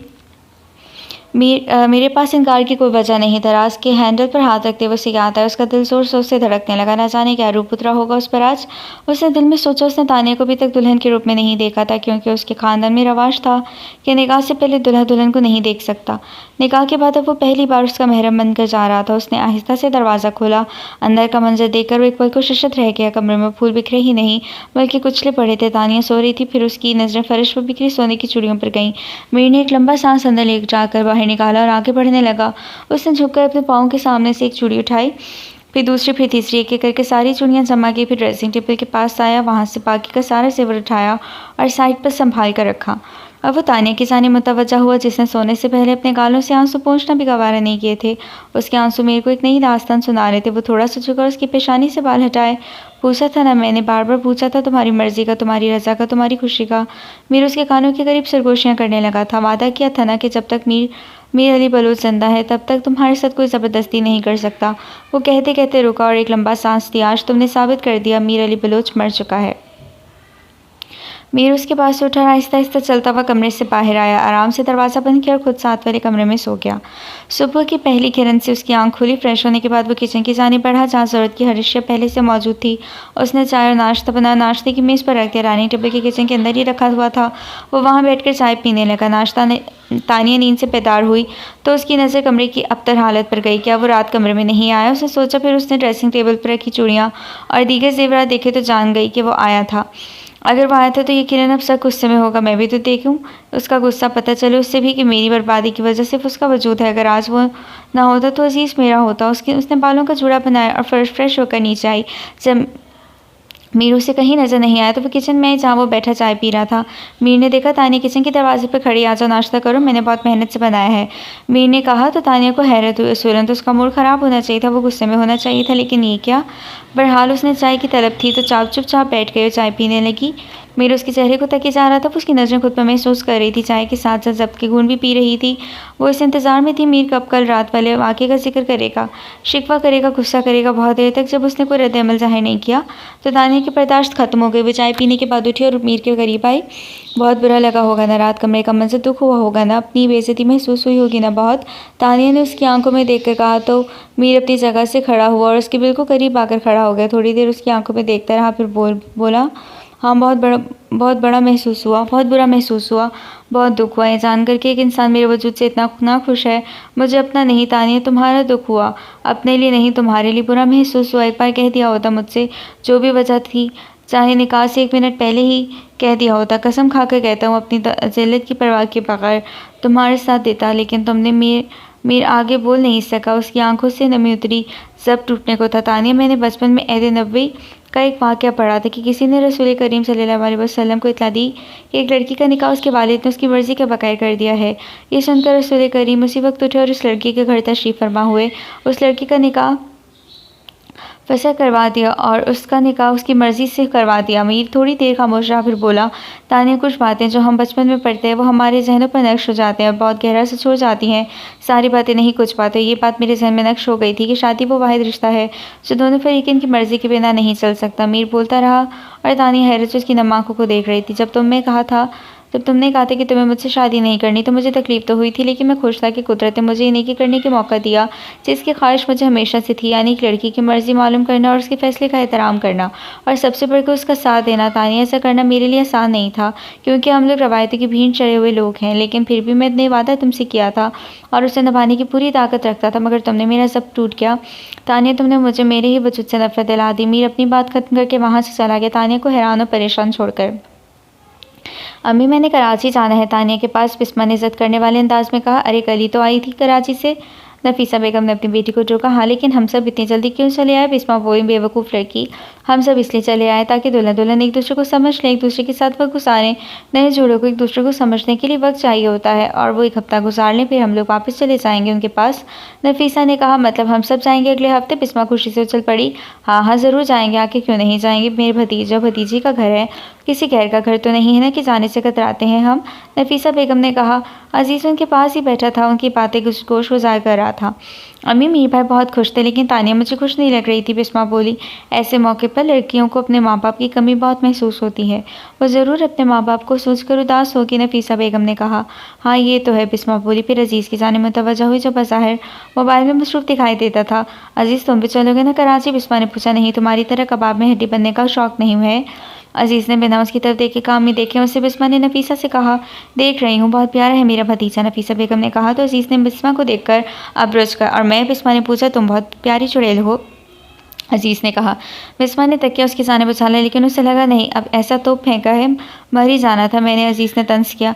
वैसे अजीज़, एक बात तो बताओ, तुम्हारा मुँह क्यों लटका हुआ है? मीर और तानिया की शादी के बाद लगता है तानिया के बेकार बहुत बोर हो रहे हो, सारे दिन इससे लड़ाई जो करते रहते थे, बिस्मा ने कहा। तो अजीज़ के चेहरे का रंग उड़ गया। वो जितना खुश दिखने की कोशिश कर रहा था उसके चेहरे पर गम उतना ही ज़्यादा नुमाया हो रहा था। इंसान अपनी खुशी तो छुपा सकता है दूसरों से, लेकिन अपना दुख छुपाना बहुत मुश्किल हो जाता है। पता नहीं क्या हाल होगा उसका, खुदा करे वो मेरे से कुछ ना कहे। मेरी नफरतों का नहीं, मोहब्बतों का हकदार है, अजीज़ ने दिल में कहा।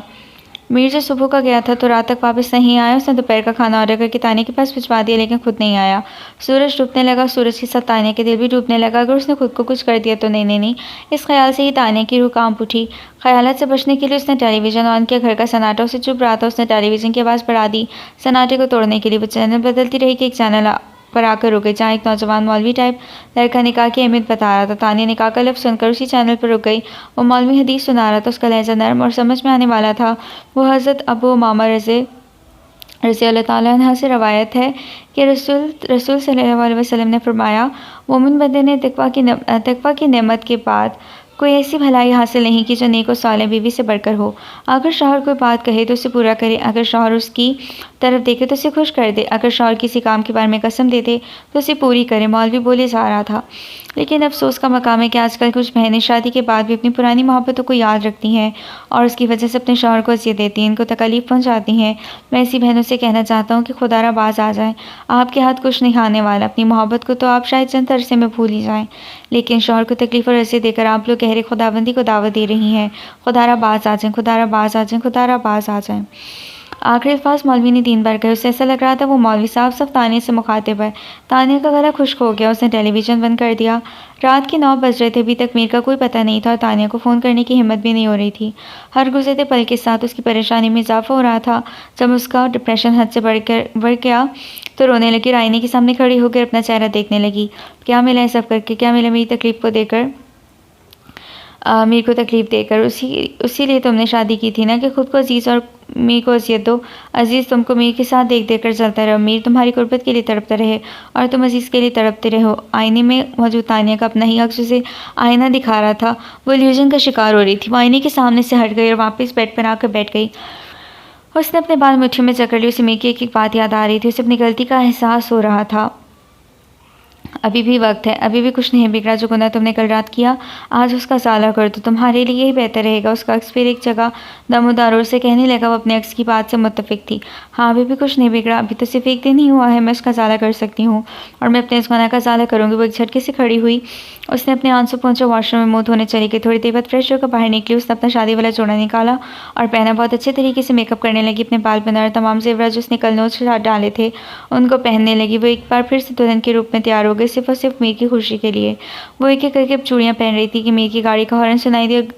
एकदम से खिड़की की तरफ भागी। पर्दा हटाया, देखा तो मीर की गाड़ी अंदर दाखिल हुई।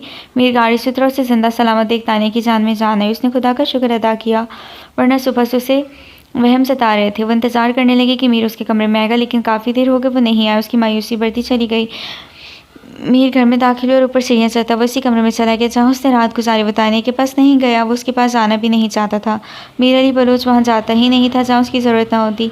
काफ़ी देर तक जब मीर नहीं आया तो तानिया हिम्मत करके उठी, उसी कमरे की जानी पड़ी जहाँ पर मीर इस वक्त सोता था। उसने दरवाज़ा खोला। सामने बेड पर मीर अपना सर अपने दोनों हाथों से पकड़े बैठा था, किसी गहरी सोच में गुम। दरवाज़ा खुलने की आवाज़ और उसने सर उठाकर देखा। तानिया दुल्हन के रूप में अंदर दाखिल हुई। वरना समझी की कैफियत में उसे देखे गया। तानिया एकदम से आगे बढ़ी, उसके पैरों में गिर गया, फूट फूट कर रोने लगी। मुझे माफ़ कर दे, मैंने आपके साथ बहुत बुरा सलूक किया। मैंने बहुत गलत किया। मुझे अपनी गलती का एहसास हो गया है। मुझे आज पहली और आखिरी बार माफ़ कर दें। मैं अपना आप आपके सुपुर्द करने आई हूँ। मैं अपनी ज़िंदगी आपको देने आई हूँ। मैं आपसे वादा करती हूँ कि आज के बाद मैं कभी भी आपको परेशान नहीं करूँगी। बस आज मुझे माफ़ कर दें, मेरी पहली और आखिरी गलती समझकर माफ़ कर दें। और आज के बाद अगर मुझसे कोई गलती हो गई तो आपसे माफ़ी नहीं मांगूंगी। आप मुझे माफ़ कीजिएगा भी मत। बस मुझे धक्के देकर इस घर से, अपनी ज़िंदगी से निकाल दीजिएगा, मगर आज मुझे माफ़ कर दें। तानिया रोते हुए कहती जा रही थी। मीर ने दोनों कंधों से उसको पकड़ कर उठाया। तानिया बीवी की जगह शौहर के कदमों में नहीं बल्कि उसके दिल में होती है। मीर ने उसे बेड पर बिठाते हुए कहा और अपने हाथ से उसके आंसू पोंछने लगा। उसने देखा उसे इसी रूप में जिस रूप में उसे देखना चाहता था। वो हुस्न के तमाम हथियारों से लैस थी।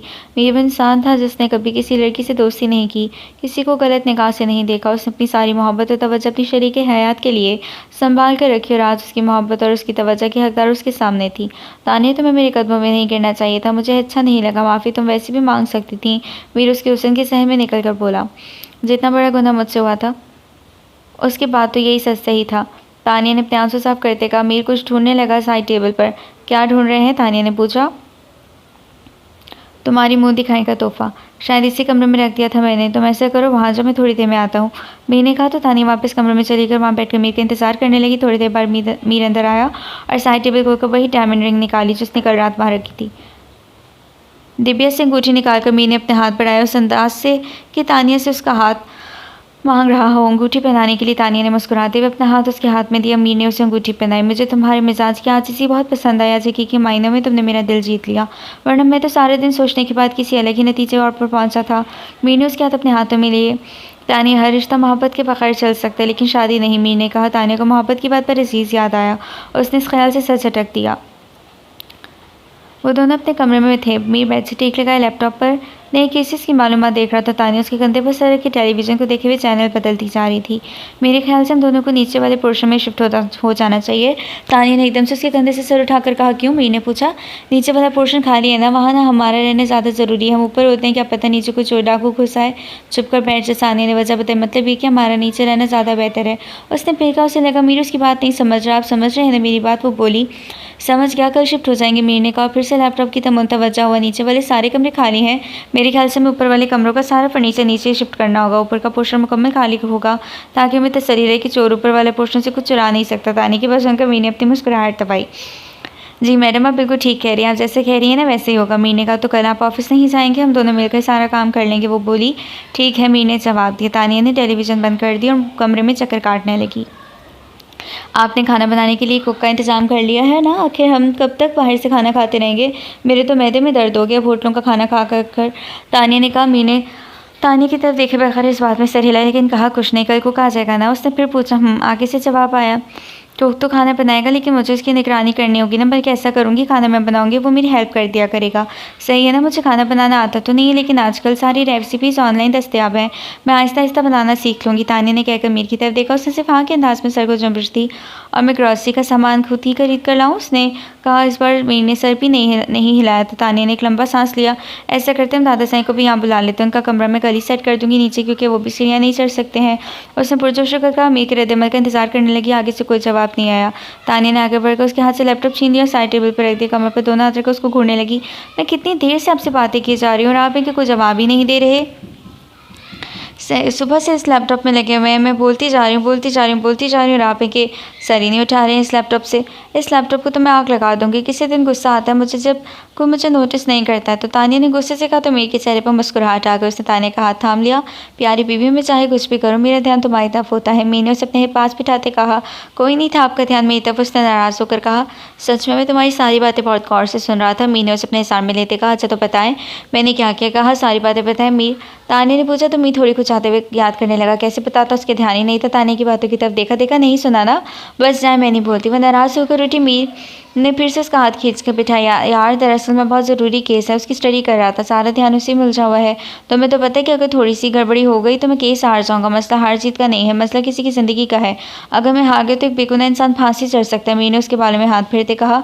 बस आपका वकालत छोड़ दें। उसने हुक्म सादे किया। उफ, क्या चीज़ होती हो तुम बीवियाँ यार।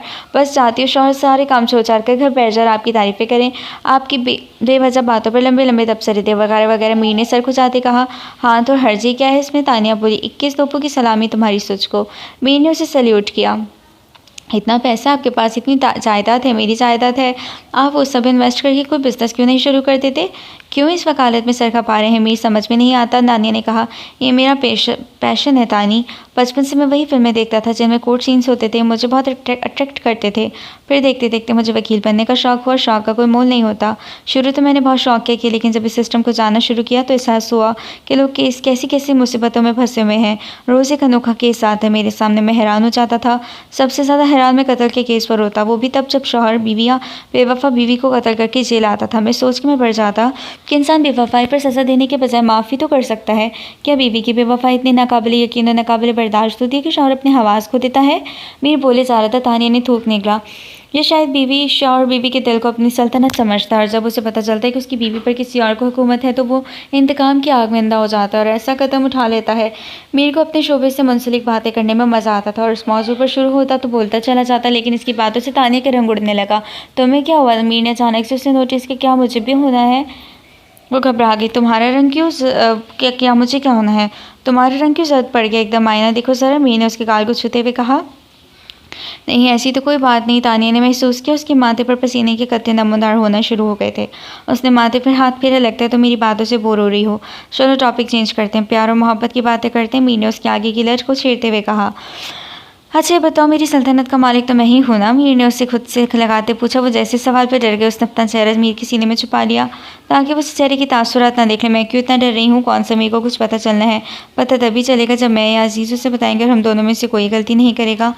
तानिया ने खुद को तसल्ली दी। सुबह होते ही तानिया ने शिफ्टिंग शुरू करवा दी। घर में एक ही आवाज़ गूंज रही थी, ये इधर रखो, ये उधर रखो, इसे वहाँ रखो, इसे यहाँ रखो। वो इन दो लड़कों को हदायत देती जा रही थी जिनको मीर ने गाँव से बुलवाया था। वो लड़के दिखने में कमज़ोर नजर आते थे लेकिन भारी चीज़ें ऐसे उठा लेते जैसे इनको कोई वजन ही नहीं। मीर एक तरफ बैठा तानिया को देखे जा रहा था। आज वह रवायती खातून खाना जैसी लग रही थी, जिसे घर की सजावट में हद से ज़्यादा दिलचस्पी हो। उसने बालों का जूड़ा बनाया हुआ था, जिनसे बाहर निकली हुई थी। वो सादगी में भी प्यारी लग रही थी। तानिया को घर में दिलचस्पी लेते हुए देखकर मीर को उस कदर खुशी महसूस हो रही थी जो उसके चेहरे से झलक रही थी। लेकिन एक बात उसे अभी तक उलझन में डाला हुआ थी कि तानिया ने शादी की पहली रात इस तरह का रवैया क्यों रखा, जब उसे शादी से कोई मसला था ही नहीं, या फिर कोई बात ज़रूर थी जिससे वो अनजान था और वो उसे बता नहीं रही थी या बताना चाहती नहीं थी। वो जितना इस ख्याल से भागता इतना ही ख्याल उसके पीछे पाता। क्या खाते हैं ऐसे ही गाँव के लोग जो घंटों का काम लोगों ने मिनटों में कर दिया? मैंने सुना है कि लोग सिर्फ सूखी रोटी पर गुजारा करते हैं, फिर कैसे इनके इतने अंदर इतनी ताकत आ जाती है कि इतनी भारी चीज़ से बहुत आसानी से उठा लेते हैं, थकते ही नहीं। तानिया मीर की तरफ मुतवज्जा हुई। गंदम? मीर ने जवाब दिया। गंदम? तानिया ने हैरत से पूछा। जिसे तुम सूखी रोटी कह रही हो ना, असल में वो गंदम है और तुम अंदाज़ा नहीं कर सकती।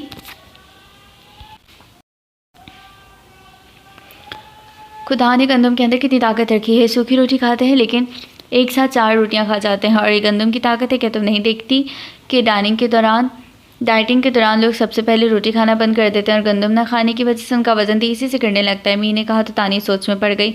लेकिन ये लोग तो मोटे नहीं? तानिया ने कहा। हाँ, क्योंकि खाना खाने के बाद खेतों में मेहनत मजदूरी करते हैं, इसलिए उनका वजन नहीं बढ़ता। तकरीबन उनका सारा दिन ही काम में गुजर जाता है। मीर ने समझाया तो तानिया को समझ आई। तानिया ने हाल के अंदाज में सर को जुम्बश दी। ऊपर का सारा पोर्शन अब खाली था और ग्राउंड पोर्शन अब सेट था। तानिया ने अब्बास को फ़ोन करके अपनी शादी की इत्तला दी। अब्बास ने पहले सजदा शुक्र किया, फिर अपने घर वालों के पास आए। वो उस वक्त खाना खाने के बाद लाउंज में बैठकर पाकिस्तान वापस जाने की प्लानिंग कर रहा था। आप सबको तानिया की शादी बहुत बहुत मुबारक हो। उसने अपनी कज़न वीर से शादी कर ली है। ये सुनती इन तीनों को जिससे करंट लग गया और सब अपनी जगह उठे। ये नहीं हो सकता, नहीं, हमारे साथ ऐसा नहीं कर सकती। हमने उससे बहुत उम्मीदें लगाई थी, उसको पाला पोसा। क्या उस दिन के लिए बड़ा किया था? सादी बेगम को यकीन नहीं आ रहा था। तुम झूठ बोल रहे हो, मुझे तुम्हारी बात पे यकीन नहीं है। क्या सबूत है तुम्हारे पास? मतीन आफरीदी ने कहा। तो अब्बास ने मोबाइल उठाया और उनको सानिया की शादी की तस्वीर। सानिया? तानिया? मैं तानिया पढ़ रही हूँ। तानिया की शादी की तस्वीरें दिखा में सब दंग रह गए और परेशान बैठे थे। देख लिया माँ जान, आपने अपनी नवासी को पालने का नतीजा सही कहता था। आवाज़, अगर इतनी मेहनत हम आवाज़ की पढ़ाई पर करते तो ये सब ना होता। हमने अपने आस्तीन में सांप पाल रखा था इतने सालों से, आखिर उसने अपने ददियाल वालों को ही साथ दिया ना, और हमारी सारी मेहनत पर पानी फेर दिया। जुबैदा ने गुस्से से कहा। सादिया बेगम अब तक सदमे में थी। मेरी बच्ची ऐसा नहीं कर सकती, ज़रूर इस पर दबाव डाला गया होगा या फिर इसको ब्लैकमेल किया गया होगा। सादिया बेगम की आवाज़ कांप रही थी। मेरे ख्याल से मैं पाकिस्तान वापस चले जाना चाहिए। यहाँ तो हम तानिया की वजह से रह रहे थे। अच्छा, तानिया ही है, वो खुद नहीं है यहाँ, तो हम क्यों परदेश में जलील होते फिरें इस दरबे में? वतन अफनीदी ने कहा। सब जानता हूँ मैं, वहाँ वापस जाकर आप लोग उससे बड़ी रकम की डिमांड करेंगे। बासन की रख से वाकिफ़ था। हाँ, तो हमारा हक है, उसके पैसे पर हमने उसे पाला पोसा पढ़ाया लिखा है, इतनी इस पर तवज्जो दी, आखिर उसे कुछ तो देना चाहिए ना। जुबैदा बोली। तानिया हमारी माली मदद ज़रूर करेगी और वो हमें वहाँ पर सेटल भी कर देगी बहुत आराम से। वो हमसे मोहब्बत करती है। मेतन अफनीदी ने कहा। करती है? नहीं करती थी, मैंने उसको आपके सारे कारनामे बता दिए थे, इसी वजह से उसने चटमंगनी पर ब्याह कर लिया। अब्बास ने कहा। तो मेतन अफनीदी ने उसे पकड़ लिया। मैं जानता था तुम्हारा ही काम होगा, तुमसे तो बाद में निपट लूँगा, अभी वापस जाना है जल्दी। मेतन अफनीदी ने कहा। आधी रात को प्यास की वजह से तानिया की आँख खुली तो उसने साइड लैंप ऑन किया और जग से पानी भरकर पीने लगी। पानी पीने के बाद उसकी नज़र मीर पर गई जो गहरी नींद सो रहा था। तानिया कुछ पल उसे देखती रही। वो बहुत खूबसूरत नकुश का हामिल था। उसका रंग गोरा था जिससे बलोच होते हैं। तानिया अब उसकी तरफ करवट लेकर लेट गई। उसने लैपटॉप ऑफ नहीं किया था। वो मीर को देखना चाहती थी। जब वो जागा होता था तो उसे देखने से हिचकिचाती थी, क्योंकि जब वो उसके सामने होता तो उसे देखता रहता। वो सो रहा था तो वो उसे देख रही थी और वो मुस्कुरा रही थी। क्या कमी है मीर में? उसे अजीज़ की याद आई। सही कहते थे तुम अजीज़, वाकई मीर वो इंसान है जिसकी हमराही पाकर कोई भी लड़की खुद को खुशनसीब समझ सकती है। वो मीर के बालों में आराम आराम से उंगलियां फेर रही थी। मैं तुमको भूल जाऊंगी अजीज़, अगर तुम मेरे सामने ना हो तो, और मीर मेरे सामने रहे। मैं तुमको भूल कर तुम मीर में खो जाना चाहती हूँ। उसकी मोहब्बत, उसका एहसास, उसकी बातें सब मुझे किसी मकनातीस की तरफ अपनी तरफ खींच रही हैं। बस अब तुम ना आना मेरे सामने, तुम आ गए तो सब खत्म हो जाएगा। तानिया ने लैंप ऑफ कर दिया। 5 मिनट में तैयार हो जाओ, मैं रास्ते में हूँ, आज हम डिनर बाहर करेंगे। गाड़ी चलाते हुए उसने तानिया को फ़ोन किया। उफ मीर, 5 मिनट में भी कोई लड़की तैयार हुई है क्या? भला वो भी नहीं था मेरी दुल्हन। तानिया ने उसे पकड़ लिया। खुदा खुदा करो लड़की, 20 दिन हो गए हैं, अभी तक तुम नहीं हो। मीर ने तंज किया। पहला साल पाकिस्तानी लड़कियाँ नई नवेली दुल्हन ही कहलाती हैं। तानिया ने जवाब दिया। 2 मिनट तो तुमने बहस में ज़ाया कर दिया, अब तुम्हारे पास सिर्फ 30 मिनट है। मीर ने कहकर फ़ोन काट दिया। तानिया ने जल्दी से नेवी ब्लू सूट निकाला, चेंज किया, तैयार होने लगी। मीर पहुंच चुका था और हॉर्न पर हॉर्न दिए जा रहा था। तौबा है, लड़की को किसी वकील से शादी नहीं करनी चाहिए। तानिया का सर घूम गया। जैसे जैसे तैयार होकर वो बाहर आई। इससे अच्छा था मैं घर पर ही खाना बना लेती, बंदा थोड़ी तैयारी का वक्त ही दे देता है, उसने कहा। तो मीर ने उसको देखा। और कितना तैयार होना है? मीर ने उसकी अच्छी खासी तैयारी देखी तो कहा, आप नहीं समझेंगे, वो बोली।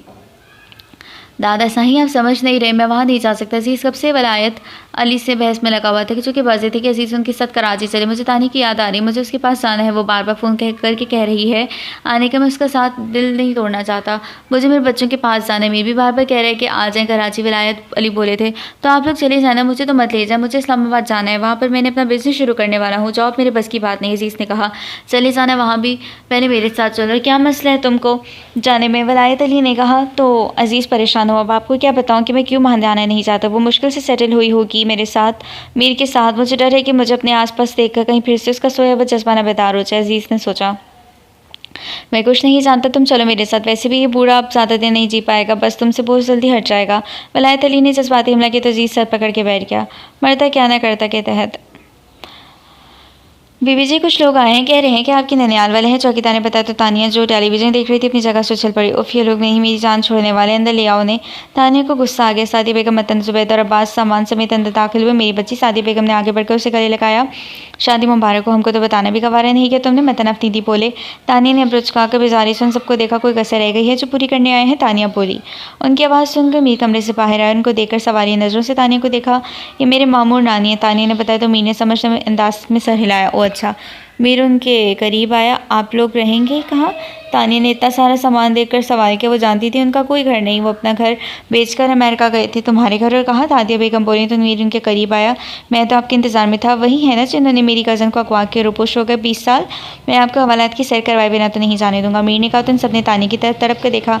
मीर, मैं इनसे मोहब्बत करती हूँ। तानिया ने नजर चढ़ाते कहा। ओ अच्छा, ऐसा है क्या? मीर ने कहा। चूँकि मेरी प्यारी बीवी आपसे मोहब्बत करती तो इसलिए मैं कुछ नहीं कहता। मीर ने तानिया के गिर्द अपने बाजू माइल करते हुए कहा। तो उनकी जान में जान है, मैं आप सबको यहाँ नहीं रख सकती। मेरे दादा सही कल आ रहे हैं, आप अपना को बंदोबस्त कर लें। तानिया ने मीर की तरफ देखते कहा। वो उनको इस घर से निकालना नहीं चाहती थी, लेकिन मीर से डर रही थी। यहाँ से पहले मैं फ्लैट का अकेले रहता था, वो अब खाली है, उन्हें इस फ्लैट की चाबी दे दो, ये वहाँ रह सकते हैं। आप रात से हमारे मेहमान हैं, कल वहाँ जा सकते हैं। मीर ने तानिया के दिल की बात समझ गया था, उसे उदास नहीं देख सकता था। बेटा तुम कितने अच्छे हो। तानिया ने वाकई खुशकिस्मत हो जैसे सखी शौर मिला। बेटा क्या वो फ्लैट अब हमेशा के लिए हमारा है? जुबैदा ने कहा। जी वो क्या है ना कि मेरी बीवी को आपसे मोहब्बत है तो तानिया की खुशी के लिए जान भी दे सकता हूँ। फ्लैट क्या चीज़ है? तानिया मेहमानों को बैठने का नहीं कहोगी। मीर ने कहा। तो तानिया को होश आया। वो उनकी यूँ अचानक आमद से भौंकला गई थी। आए मैं आपको गेस्ट रूम दिखाऊं। तानिया ने उनको अपने पीछे आने का इशारा किया। मीर मुस्कुरा दिया। तुम उनको यहाँ रखना चाहती थी लेकिन मुझसे डर रही थी, है ना? तानिया उनको गेस्ट रूम में भेज कर वापस आई तो मीर ने उससे कहा, खून तो उन लोगों ने मेरा बहुत जलाया है, लेकिन क्या करूं, 20 सालों का साथ है, उनको तकलीफ में नहीं देख सकती। तानिया ने कहा। तुमको मुझसे डरने की ज़रूरत नहीं। मीर ने सोफे पर बैठते हुए कहा। थैंक यू उनको फ्लैट देने के लिए। तानिया मशकूर हुई। मीर, मेरा सब कुछ अब तुम्हारा है। मीर ने प्यार भरी नज़रों से उसकी तरफ देखते हुए कहा और दोनों टेलीविज़न देखने लगे। कल दादा से अजीज़ आ रहे हैं, मीर ने बताया तो तानिया का दिल डूब कर उभरा। अल्लाह मेरा ईमान अब सलामत रखना। तानिया खुद को कल इसके सामने के लिए तैयार कर रही थी। अजीज़ तभी रतानी में चलता हुआ आ रहा था कि बिस्मा ने उसका रास्ता रोक लिया। उसने दाएं जानिब से निकलना चाहा, बिस्मा ने सामने आगे फिर बाएं जानिब से निकलना चाहता था। वो आगे आगे अजीज़ तरफ तब उठा। ये क्या हरकत है? उसने तंग आकर कहा। जब से तानिया गई है तब से किसी से बात करना तक छोड़ दिया तुमने। बिस्मा ने कहा। तो अजीज़ को गुस्सा आ गया। तुम हर बात में तानिया को क्यों बीच में लाती हो? अजीज़ बोला। तो और क्या वजह है उससे दासी की? बिस्मा ने कहा। कोई वजह नहीं। अजीज़ उसे धकेल कर आगे बढ़ गया। बिस्मा देखती रह गई, फिर अपने कमरे में आई, बेड पर लेट कर रोने लगी। उसका तकिया आंसू से रो रहा था। फिर बिस्मा ने अपनी डायरी उठाई, लिखना शुरू किया। तुम क्या जानो अजीज़, बचपन से तुमको चाहा है, सिर्फ तुम्हारी आरज़ू की है, मैं किसी और का तस्वर भी नहीं कर सकती। तुम वही अजीज़ हो ना जो सारे दिन मुझसे बातें क्या करते। अब क्यों मैं तुमको नज़र नहीं आती? मैं जानती हूँ तुम तानिया की वजह से मुझे नज़रअंदाज कर रहे हो। तुम समझते हो मैंने कुछ नहीं जानती। मैं जानती हूँ, मैंने सब सुन लिया था उस रात जब तानिया तुमसे सारी मोहब्बत करने तुम्हारे कमरे में आई थी आधी रात को। बिस्मा लिखती चली गई, लेकिन वही नहीं जानती थी कि वो सिर्फ डायरी नहीं लिख रही बल्कि किसी की बर्बादी का परवाना लिख रही है। सुबह वलायत अली के कमरे में आई। नाना साईं, मुझे भी कराची जाना है। उसने कहा, तुम बाद में चली जाना फुप्पो के साथ। अजीज़ ने एकदम से कहा, मैंने तुमसे बात नहीं की। वो छिड़कर बोली, चलो चलो तुम भी चलो। वलायत अली बोले। वो खुश हो गई। ये क्या बच्चों वाली जिद है दादा साईं, ये जाएगी तो मैं नहीं जा रहा बस। अजीज़ बोला, बच्ची नहीं हूँ मैं, 19 साल की हूँ। बिस्मा ने कहा तो अजीज़ हैरत से उसे देखने लगा। पिछले 3 साल से सुन रहा हूँ कि तुम 19 की हो, 20 की कब हो गए? अजीज़ ने मजाक उड़ाया। अजीज़, मेरी बच्ची को तंग मत करो। वलायत अली बोले, इतना दिल जो सर लगता है ना तुम्हारा, अगर पढ़ाई में लगाती हैं तो तुम डॉक्टर होती हैं। अजीज़ ने कहा, नाना साईं। बिस्मा ने मुंह बनाया, मैं अपना बैग लाती हूँ। बिस्मा कहकर चली गई। लो जी, बैग पहले से तैयार है मैडम का, अजीज़ ने बेजारी से कहा। सादिया बेगम वालों के साथ ही तानिया ने सुकून का सांस लिया, क्योंकि शाम तक वलायत अली आने वाले थे। वो टीवी ऑन कर बैठ गई। जब तक टाइम पास के लिए टीवी चैनल्स बदलते वही मौलवी नजर आया तो तानिया ने रुककर आवाज़ बढ़ाई और अपने मौसम को सुनने लगी। मेरी बहनों, ना महरम से मोहब्बत वो आग है जो तुम्हारे सारे अमाल को जलाकर राख कर देगी। तुम्हारी सबसे बड़ी आजमाइश है कि तुम्हारा महबूब ना महरम तुम्हारी नज़रों के सामने हो। मौलवी ने बोलना शुरू किया। तानिया उसे देखने लगी। वो बज़ाहिर स्क्रीन की तरफ देख रहा था, लेकिन तानिया को लगा वो उसकी आंखों में देख रहा है और उससे मुखातिब है। उसके अंदाज में ऐसा कुछ था जिसे नज़रअंदाज करना मुश्किल था। तानिया हमेशा सोचती थी कि जो मौलवी हज़रात टीवी पर बातें करते हैं, कौन इनको सुनता होगा और किसकी ज़िंदगी बदल सकती है भला उनकी बातों से। लेकिन आज तानिया की ज़िंदगी पुरसुकून थी। एक मौलवी की बातों की वजह से अगर ये ना कहता वो सब, तो आज इस घर में क़यामत होती। लोग हमेशा मुझसे सवाल करते हैं कि मैं हमेशा ख़वातीन को ही क्यों लेक्चर देता हूँ। वो इसलिए कि मुझे मेरी बहनों की ज़्यादा फ़िक्र है। मौलवी बोले जा रहा था, मेरी बहनों, जब तुम्हारा ना मेरा महबूब तुम्हारे सामने आए तो इसको देखा मत करो। जितना देखोगे शैतान उतना ही उसे तुम्हारी नज़रों में खूबसूरत बनाता जाएगा। खूबसूरत तो तुम्हारा महरम है, तुम उसे देखो। ना महरम तो बस नज़र का धोखा है। मौलवी बोल रहा था। उस मौलवी को तो नहीं पता कि अजीज़ आने वाला फिर कौन है, जिसके हाथ मुझे पैगाम दे रहा है। तानिया ने सोचा, मौलवी नहीं जानता, लेकिन जो जानता है वो मुझे पैगाम दे रहा है। उस मौलवी के ज़रिए तानिया ने खुद से कहा, इन कमज़ोर लम्हों को बार बार मत देखा करो। जिन लम्हों में तुम्हें मोहब्बत हुई थी, जितना याद करोगे उतना इस दलदल में गिरती जाओगी। तानिया को याद है, वो बार बार उस रात को याद करती थी जब वो भागने की कोशिश कर रही थी और अजीज़ ने उसे थाम लिया था। उसने अजीज़ को देखा, अजीज़ ने उसे देखा। वो लम्हा एक मोहब्बत का लम्हा था। तानिया के हाफज़े में नक्श हो गया। इस लम्हे को वो बार बार अपने जहन में दोहराती रही। वो लम्हा मोहब्बत का लम्हा नहीं, वो लम्हा दोज़ख की पहली सीढ़ी है। निकल आओ उस प्यार भरे लम्हे से। अचानक मौलवी अपनी भारी आवाज़ में बोला तो तानिया की रूह तक काम गई। वो जो सोच रही थी कैसे आखिरी कैसे इसको पता चला। तानिया ने डर के मारी टीवी बंद कर दिया। आगे से बेल बजी। अजीज़ आ गया। तानिया, तुम मेरी बहुत ममबरदार बच्ची हो। तुमने मेरे फैसले के आगे सर झुकाया, मेरी से शादी की, वापस भी नहीं गई और अपना घर अब तुमने मुझे बहुत अच्छे तरीके से संभाला हुआ। मैं तुमसे बहुत खुश हूँ। तुमने मेरे 20 सालों के इंतज़ार का हक़ अदा कर दिया मेरी बच्ची। वलायत अली उसको गले लगाते हुए बोले। वो सब अब कमरे में बैठे थे। वो कमरा जो तानिया ने वलायत अली के लिए ख़ास तौर पर सेट किया था। अजीज़ सामने पड़े सोफ़े पर सर झुकाए बैठा था। बाकी सब क्यों नहीं आए? दादा साईं सबको भी लेकर आते। तानिया ने कहा, वो तो मुझसे पहले तैयार बैठे थे, लेकिन मैंने उनको मना कर दी कहकर कि मैं शोर शराबा बर्दाश्त नहीं कर सकता। मैं वापस आ जाऊँ तब तुम लोग जाना, इसलिए मेरे जाने के बाद ही अब वो लोग आएंगे। वलायत अली ने कहा, वापस क्यों दादा साईं? मैं अब आपको वापस आने नहीं दूँगी, आप यहीं रहेंगे मेरे साथ। तानिया बच्चों की तरह ज़िद के अंदाज में बोली, तो मुझसे भी छुपा रहे हैं। लेकिन मैं ज़िद कर आ गई। बिस्मा ने कहा, बहुत अच्छा कि बिस्मा तुम आगे, मेरा सारे दिन बाहर होते हैं, मेरे सारा दिन बाहर होते, मैं घर में अकेली बोर होती हूँ। तानिया ने मुस्कुराते हुए कहा। वलायत अली वॉशरूम गए तो बिस्मा बोली, हाँ मैं भी वहाँ बोर हो रही थी, मुझे तुम्हारी बात बहुत याद आ रही थी। कोई था ही नहीं जिससे मैं बातें करती। एक अजीज़ जो मुझसे बातें किया करता था, लेकिन तुम दोनों की शादी के बाद उसको भी चुप लग गई, बिल्कुल खामोश रहता था, सारा दिन कोई बात नहीं करता था, किसी से, खुद को कमरे में बंद कर दिया था उसने। बिस्मा ने कहा तो अजीज़ ने अपना निचला होंठ दांतों तले दबाकर अपना गुस्सा जब्त करने की कोशिश की, जो कि बिस्मा की बेवकूफ़ाना बातों से वजह से उसे आ रहा था। बिस्मा की बात पर तानिया भी घबरा गई। उसने घबराहट से अजीज़ की तरफ देखा जो बजाय मोबाइल में सर झुकाए हुए था। उसने शुक्र किया कि मीर इस वक्त कमरे में मौजूद नहीं था, लेकिन बिस्मा की बात की वजह से वो बहुत परेशान हो गई। मुझे लगता है अजीज़ को ये गम खाया जा रहा था कि मीर की शादी हो गई और उसकी नहीं हुई। बिस्मा ने कहकर लगा कर कहा, इसीलिए मैं तुमको यहाँ नहीं लाना चाह रहा था। जहाँ भी जाती हो अपनी फजूल बेवकूफ़ी वाली बातें करती हो। अजीज़ ने अपना गुस्सा सब करते हुए कहा, मैं देख कर आती हूँ कि खाना तैयार है कि नहीं। तानिया बहाना बनाकर वहाँ से उठी। अजीज़ उठा और बिस्मा के करीब आए। तुम्हारे लिए बेहतर यही होगा कि अपनी ज़ुबान को यहाँ पर लगाम दे दो, वरना मुझसे बुरा कोई नहीं होगा। तानिया के जाने के बाद अजीज़ ने दांत चबाते हुए उसे धमकी दी। अब ऐसा भी क्या कह दिया मैंने? बिस्मा मुँह बनाकर बोली। तानिया किचन में आ गई जहाँ नसीम खाना बना रही थी। तानिया किचन में मौजूद डाइनिंग टेबल पर बैठ गई। तानिया किचन में मौजूद डाइनिंग टेबल पर बैठकर सोचने लगी। जैसा मैंने सोचा था वैसा कुछ नहीं हुआ। अजीज़ को देखकर मुझे कोई फीलिंग्स नहीं आई, नहीं तो मेरा दिल धड़का, नहीं तो मुझे गुजरा हुआ वक्त याद आया। तानिया अब सुकून में थी।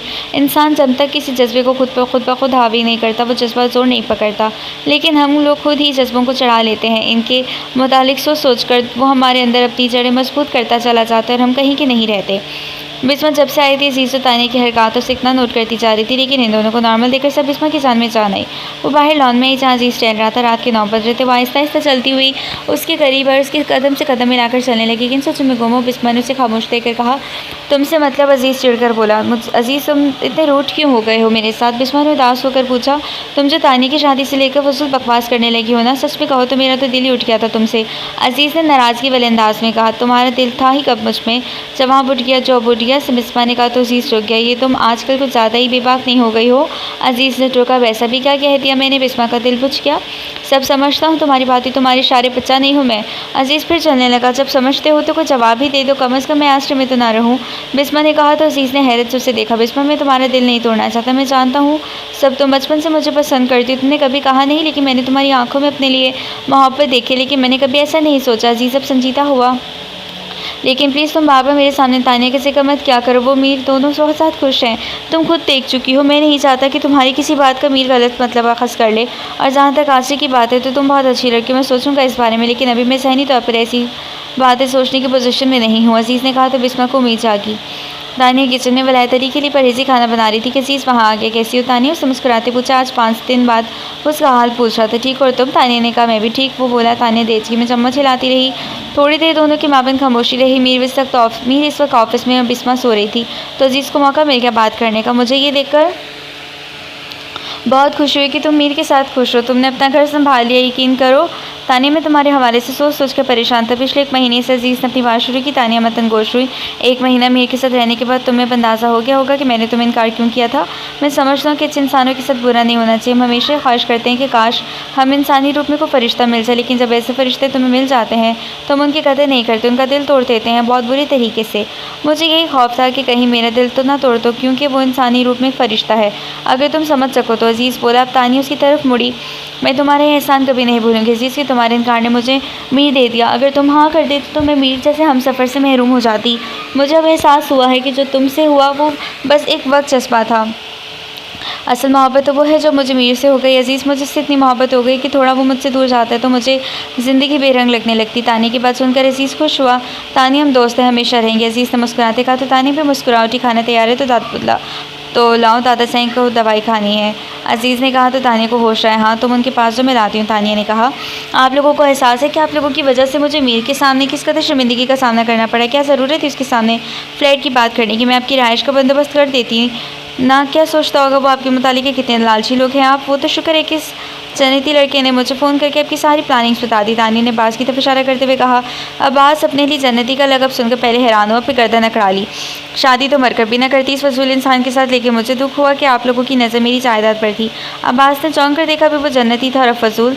नहीं बेटा तुम गलत समझ रही हो। हमारी हमेशा से ख्वाहिश थी कि तुम्हारी शादी अब्बास से हो। तुम दोनों बहुत अच्छे लगते थे ना, इसलिए। और जायदाद तो तुम्हारा हक है, तुम चाहती थी तुम्हें मिले। मतन अफ्तीनी ने कहा। बस कर दे मामू, उसके सामने झूठ बोलें जो आप लोगों को जानता ना हो। तानिया ने बेजारी से कहा। तानिया बेटा घर तो हमें मिल गया है, लेकिन अब हम खर्चा कहाँ से लाएंगे, तुम खुद सोचो। साथी बेगम ने कहा। तो तानिया ने सर पकड़ लिया। मैं इसे कहकर अब्बास को बहुत अच्छी जॉब लगवा देती हूँ, यहाँ उठाएगा सारे घर का खर्चा। मैंने 1 टका नहीं देना अपनी जायदाद में से किसी को, मैं बता रही हूँ। फ्लैट भी मैंने दिया है आपको, मैंने ये भी नहीं देना था। कहीं ना अपने इकलौते सफ़र से कमा कर लाया खिलाया आप सबको। आप लोग दुआओं ने बेटी क्यों मांगते हैं? तानिया ने अब्बास को देखते कहा।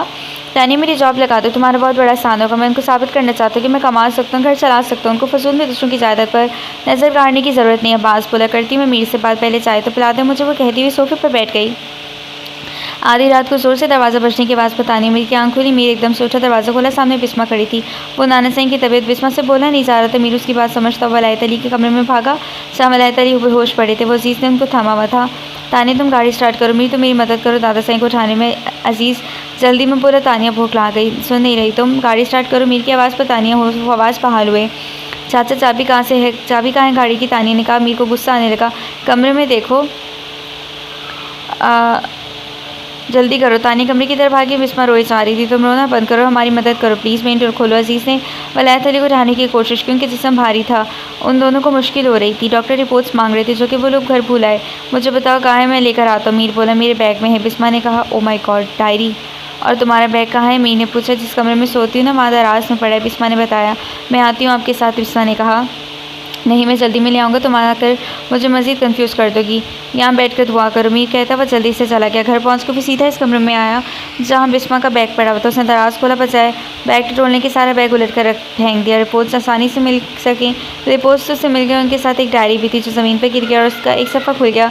मीर इतनी हजरत में था कि उसके पास वक्त नहीं था, लेकिन डायरी पर लिखे हुए एक जुमले पर उसकी नज़र ऐसी ठहरी हटना भूल गई। वहाँ लिखा हुआ था कि जब तानिया तुमसे सारी मोहब्बत करने में तुम्हारे कमरे में आई थी आधी रात को। मेरी इतनी हजरत में था, अच्छा, आधी रात को, और तुम्हारी मिन्नतें कर रही थी कि मुझे अपना लो। तुम्हारे आगे रो रही थी, गिड़गिड़ा रही थी कि नाना सही से बात करो, लेकिन तुमने इसकी मोहब्बत ठुकरा दी। और अगली तब सुबह तानिया ने मीर से शादी के लिए हाँ कर दी। जब तुमने तानिया की मोहब्बत ठुकरा दी तो फिर मुझे क्यों नहीं अपना लेते? आगे भी बहुत कुछ लिखा था। मीर ने ढाल से बेड पर बैठकर इन अल्फाज को बार बार पढ़ता जा रहा था, जैसे कि यकीन करने की कोशिश कर रहा हो वो यहाँ किस काम से आया था। वो बिल्कुल भूल गया। जब इजिस के कॉल आई तब वो वापस आवासों में आया। वो वापस से रिपोर्ट्स लेकर हॉस्पिटल पहुँच गया। मीर ने रिपोर्ट्स और डॉक्टर के हवाले किया। खुद तानिया के साथ बैठ के जो वहाँ परेशान बैठी थी, उसने तानिया की तरफ देखा नहीं था, बस ज़मीन को घूरता जा रहा था। उसकी क्या हालत थी वो खुद ही जानता था, लेकिन खुद पर जब्त किए बैठा था। काफ़ी घंटे इंतज़ार में गुजर गए, तब जाकर वलायत अली की हालत संभल गई। अगले दिन उनको डिस्चार्ज किया गया। वो घर आ गए तो सबकी जान में जान है। नाना जान आप क्यों अपनी सेहत का ख्याल नहीं रखती, क्यों इतना परेशान रहते कि आपकी ऐसी हालत हो जाती? हम तो डर ही गए थे। बिस्मा ने कहा कल रात मेरे फ़ारूक की बरसी थी और उसको मुझसे बिछड़े हुए आज 23 साल हो गए हैं। वलायत अली ने कहा हर साल जब फ़ारूक अली बलोच की बरसी होती थी तब सोच सोच के वलायत अली की ऐसी हालत हो जाती। दादाजान जो चले गए आपका उनको सोच के, लेकिन उनको तो नहीं सोचते, लेकिन हमारा नहीं सोचते। हम जो आपके साथ हैं आपके लिए परेशान रहते हैं, आपसे मोहब्बत करते हैं, आपकी जुदाई नहीं सह सकते, कुछ हमारा ही ख्याल कर लें। अजीज़ ने कहा मीर अब तक खामोश था। वो सोफे पर सर झुकाए बैठा था। फिर उसने सर उठाकर तानिया की तरफ देखा, फिर अजीज़ की तरफ। उसके दिल में कुछ टूट सा गया। वो चुपचाप वहाँ से उठकर अपने कमरे में आ गया। तानिया ने देखा तो वो भी उसके पीछे आया, अपने कमरे में बैठा किसी गहरी सोच में गुम था। तानिया उसके करीब आ गई, उसके कंधे पर हाथ रख कर कहा क्या बात है, अब इतने खामोश क्यों हैं? तानिया ने उसकी चुप को नोट करते कहा तो मीर ने सर उठाकर उसकी तरफ देखा और काफ़ी देर उसके हसीन चेहरे को देखता रहा। कोई बात नहीं मेरी जान, मैं बस थोड़ा सा थका हुआ हूँ, तुम परेशान मत हो। मैं तुम्हें ना परेशान देख सकता हूँ ना उदास। मैं तुमसे बेइंतहा मोहब्बत करता हूँ, तुम्हारी सोच से पिताता। तुम मेरी मोहब्बत हो, तुम मेरे दिल की सल्तनत की मलिका। मैं तुम्हें खोने के खौफ से डरता हूँ। मीर ने कहकर उसे अपने सीने से लगा लिया। तानिया थोड़ा सा परेशान हुई। सारे मोहब्बत तो उसे दिन में ना कर जाने कितनी बार करता, लेकिन आज उसके अंदाज में कुछ अजीब सा था जिसे तानिया समझने से कासिर थी या फिर समझने की कोशिश कर रही थी। उसने मीर का अंदाज़ आज पहली बार देखा। वो हमेशा खुश होकर उससे ऐसी बातें किया करता था, लेकिन आज उसकी आंखों में इसका तो उदासी थी कि साफ जाहिर हो रही थी।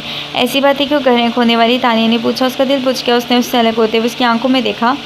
बस आज डर सा क्या हूँ? मीर उसका चेहरा अपने दोनों हाथों में कैद करके बोला आपको डरने की कोई ज़रूरत नहीं, मैं आपके पास हूँ, आपके साथ हूँ, हमेशा हम दोनों साथ रहेंगे। मैं कोई भी जुदा नहीं कर सकता। मैं आपकी थी, आपकी हूँ और आपकी रहूँगी। तानिया ने उसके हाथों पर अपने हाथ रखते हुए कहा मैं एक बात तो भूल ही गया, मैं तुम्हें हनीमून पर कहीं लेकर नहीं गया। बताओ कहाँ चलोगी, कौन सा मुल्क पसंद है तुम्हें, वहाँ ले जाता हूँ। मीर ने पूछा। तानिया खुश हो गई। मुझे जहान से कंधे का तरक्की देखना है और लीज़ा का रूम देखना है। तानिया ने खुश होकर कहा तो मीर ने हैरत से देखा। अभी दोनों कौन है? मीर ने पूछा। नावलों के किरदार। तानिया ने कहा तो मीर को हंसी आ गई। इतना शौक है नॉवेल्स का? मीर ने पूछा। तो तानिया ने बच्चों की तरह से हाँ में सर हिलाया। चलो तुम्हें जहान का तरक्की और लीज़ा का रूम घुमाओ, मीर ने कहा और इसकी आंखों में देखने लगा। क्या बात है, आज आप नज़रों से मेरी तरफ देख रहे हैं, अजीब नज़रों से मेरी तरफ देख रहे हैं, हैरी तो है? तानिया ने पूछा। तानिया सारी दुनिया की खुशियाँ लाकर तुम्हारे कदमों में रख दूँगा, बस मुझे तुमसे एक चीज़ दे दो, जल्दी दे दो। मीर ने कहा क्या? तानिया ने पूछा। मुझे प्यारी सी बेटी चाहिए जो बिल्कुल तुम्हारी तरह हो, सूरत में भी सीरत में भी तुम जैसी हो, बिल्कुल तुम जैसी, जो मेरा इतना ख्याल रखे, जो तुम्हारी तरह मुझसे मोहब्बत करे, जो मेरे लिए अपनी सबसे महबूब चीज़ को छोड़ दे। मीर ने कहा तो तानिया के गाल ब्लश हुए, उसके चेहरे पर मुस्कुराहट फैल गई। उसने नजर झुका ली। मीर ने फिर से हाथ खींच कर उसे खुद से लगाया। उसके दिल में अजीब सा खौफ बैठ गया, तानिया को खोने का खौफ। बाहर चलो, तुम्हारे लिए एक सरप्राइज़ है। तानिया टीवी लॉन्च में बैठी टीवी देख रही थी कि मीर अचानक आया और उसने कहा क्या सरप्राइज़ है, मुझे भी बताएं। बिस्मा चहक कर बोली तुम चुप करो, तुम्हारे लिए नहीं है, मेरी प्यारी बीवी के लिए। सबसे पहले वो देखेगी फिर दूसरे देखेंगी। मीर ने कहा और तानिया का हाथ पकड़ कर उठाया, उसकी आंखों में दोनों हाथ रखे और उसके बाहर ले जाने लगा। हाथ तो उठाए मैं चलूँगी कैसे, मुझे कुछ नज़र नहीं आ रहा। तानिया ने कहा मैं हूं ना तुम्हारे साथ, मेरे होते हुए तुम्हें डरने की ज़रूरत नहीं है। मैं ना तुम्हें गिरने दूंगा ना ठोकर लगने दूंगा, बेफिक्र हो। मीर उसे पुरुष तक लेकर आया और उसकी आंखों को खोल दी। सामने एक नई कार खड़ी थी जो कि जगमगा रही थी। तानिया ने हैरत से मीर को देखा। मेरी प्यारी सी बीवी के लिए एक छोटा सा तोहफा। मीर ने कहा, ओफ Mir, thank you so much. खुशी के मारे तानिया से बोला नहीं जा रहा था। बिस्मा और अजीज़ भी बाहर आ गए। वाह, मैं भी नाना साईं को बताकर आती हूँ। बिस्मा अंदर भागी। सही नाम रखा है तुमने उसका, न्यूज़ रिपोर्टर। मीर ने अजीज़ से कहा। तानिया अब गाड़ी का जायज़ा ले रही थी। मीर रात को देर से घर आया। आज बहुत मसरूफ़ था। कमरे में आया तो तानिया उदास बैठी थी। उसको दास देकर बहुत मीर परेशान हुआ और उसके करीब आकर बैठ गया। क्या हुआ तानी, तुम इतनी उदास क्यों? मीर ने पूछा। मैं वाकई आज उदास हूँ, तानिया बोली। क्या मैं इस उदासी की वजह जान सकता हूँ मैडम? मीर ने उसका गाल छूते कहा। मुझे बहुत अफसोस के साथ कहना पड़ा कि मैं झांसी के अंदर का तरक्की लीजा करूँ नहीं देख सकती हूँ। फिलहाल तानिया ने मुँह बनाकर कहा। वो क्यों? मीर ने पूछा। क्योंकि मेरे ख्याल से आपकी प्यारी सी बेटी आने वाली है, तानिया ने कहा। पहले तो मीर समझाने फिर जब बात समझ आई तो उसने खुशी से तानिया के हाथ थामे। तुम तानिया सच कह रही हो? मीर की खुशी का कोई ठिकाना नहीं था। हाँ, सही से तबीयत ख़राब है, कुछ सुबह से तबीयत ख़राब है, कुछ अच्छा नहीं लग रहा, खट्टा खट्टा खाने को दिल कर है। खाने के बाद वॉमिटिंग शुरू हो जाती। तानिया बोले जा रही थी। मीर ने गाड़ी की चाबी उठाई, एकदम खड़ा हुआ। चलो डॉक्टर के पास। मीर ने उसे हाथ से पकड़ कर उठाया। नहीं, कल चले जाएंगे, अभी आप थके हुए आए हैं, तानिया ने कहा। इतनी बड़ी खुशी की खबर तुमने मुझे सुनाई, मेरी तो सारी थकन ही गायब हो गई। अब जब तक तस्दीक नहीं होगी मुझे चैन नहीं आएगा। चलो उठो, जल्दी करो, मीर ने कहा तो उठी। डॉक्टर ने उसके हमल की तस्दीक कर दी। वो दोनों खुशी खुशी वापस आए। घर वापस आकर वो दोनों सबसे पहले विलायत अली के कमरे में गए जहाँ बिस्मा और अजीज़ पहले से बैठे हुए थे। मुबारक हो दादा साईं, आप अब दादा से परदादा के अहदे पर फायज होने वाले हैं। मीर तानिया का हाथ थामे उसे विलायत के करीब लाया और कंधों से पकड़कर उसे बिठाया। विलायत अली ने नसमझी से देखा। माशाल्लाह से तानिया माँ बनने वाली है। मीर ने उनकी उलझन दूर की। सबके चेहरे पर खुशी आ गई।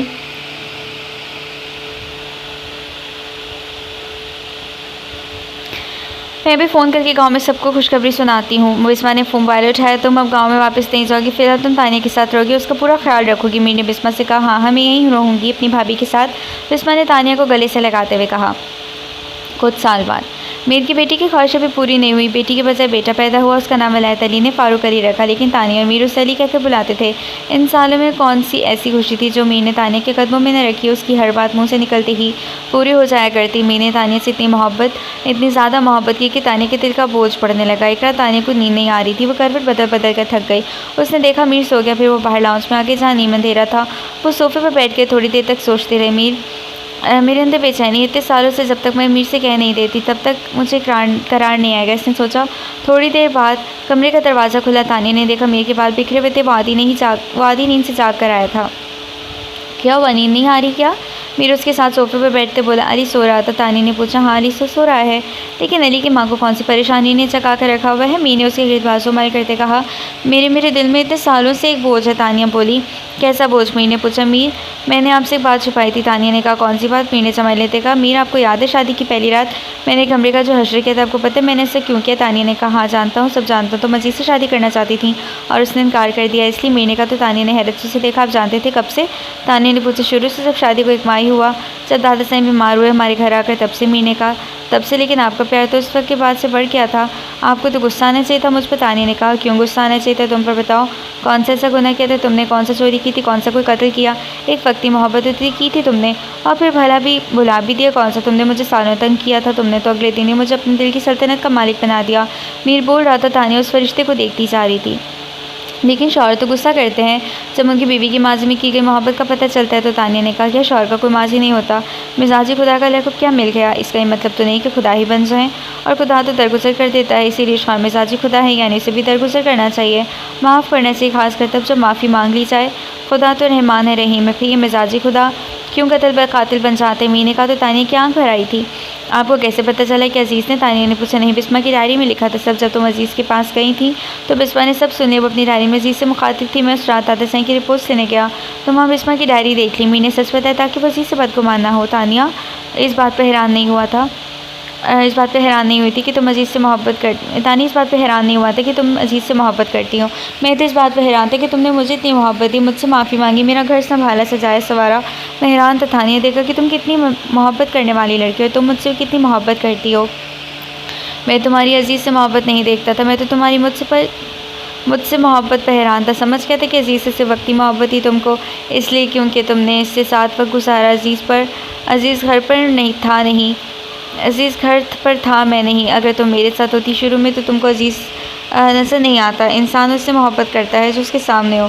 इस वक्त अज़ीज़ तुम्हारे सामने था, जब मैं तुम्हारे सामने आई तो तुमको कितना वक्त लगा मुझसे मोहब्बत में? मीर ने कहा, एक दिन सिर्फ एक दिन में मुझे आपसे मोहब्बत हो गई, बस इसी दिन जब आप नाराज़ होकर गए थे और आप रात को वापस आए, तब तक मुझे आपसे मोहब्बत हो गई थी। तानिया ने कहा। और अज़ीज़ से? मीर ने पूछा।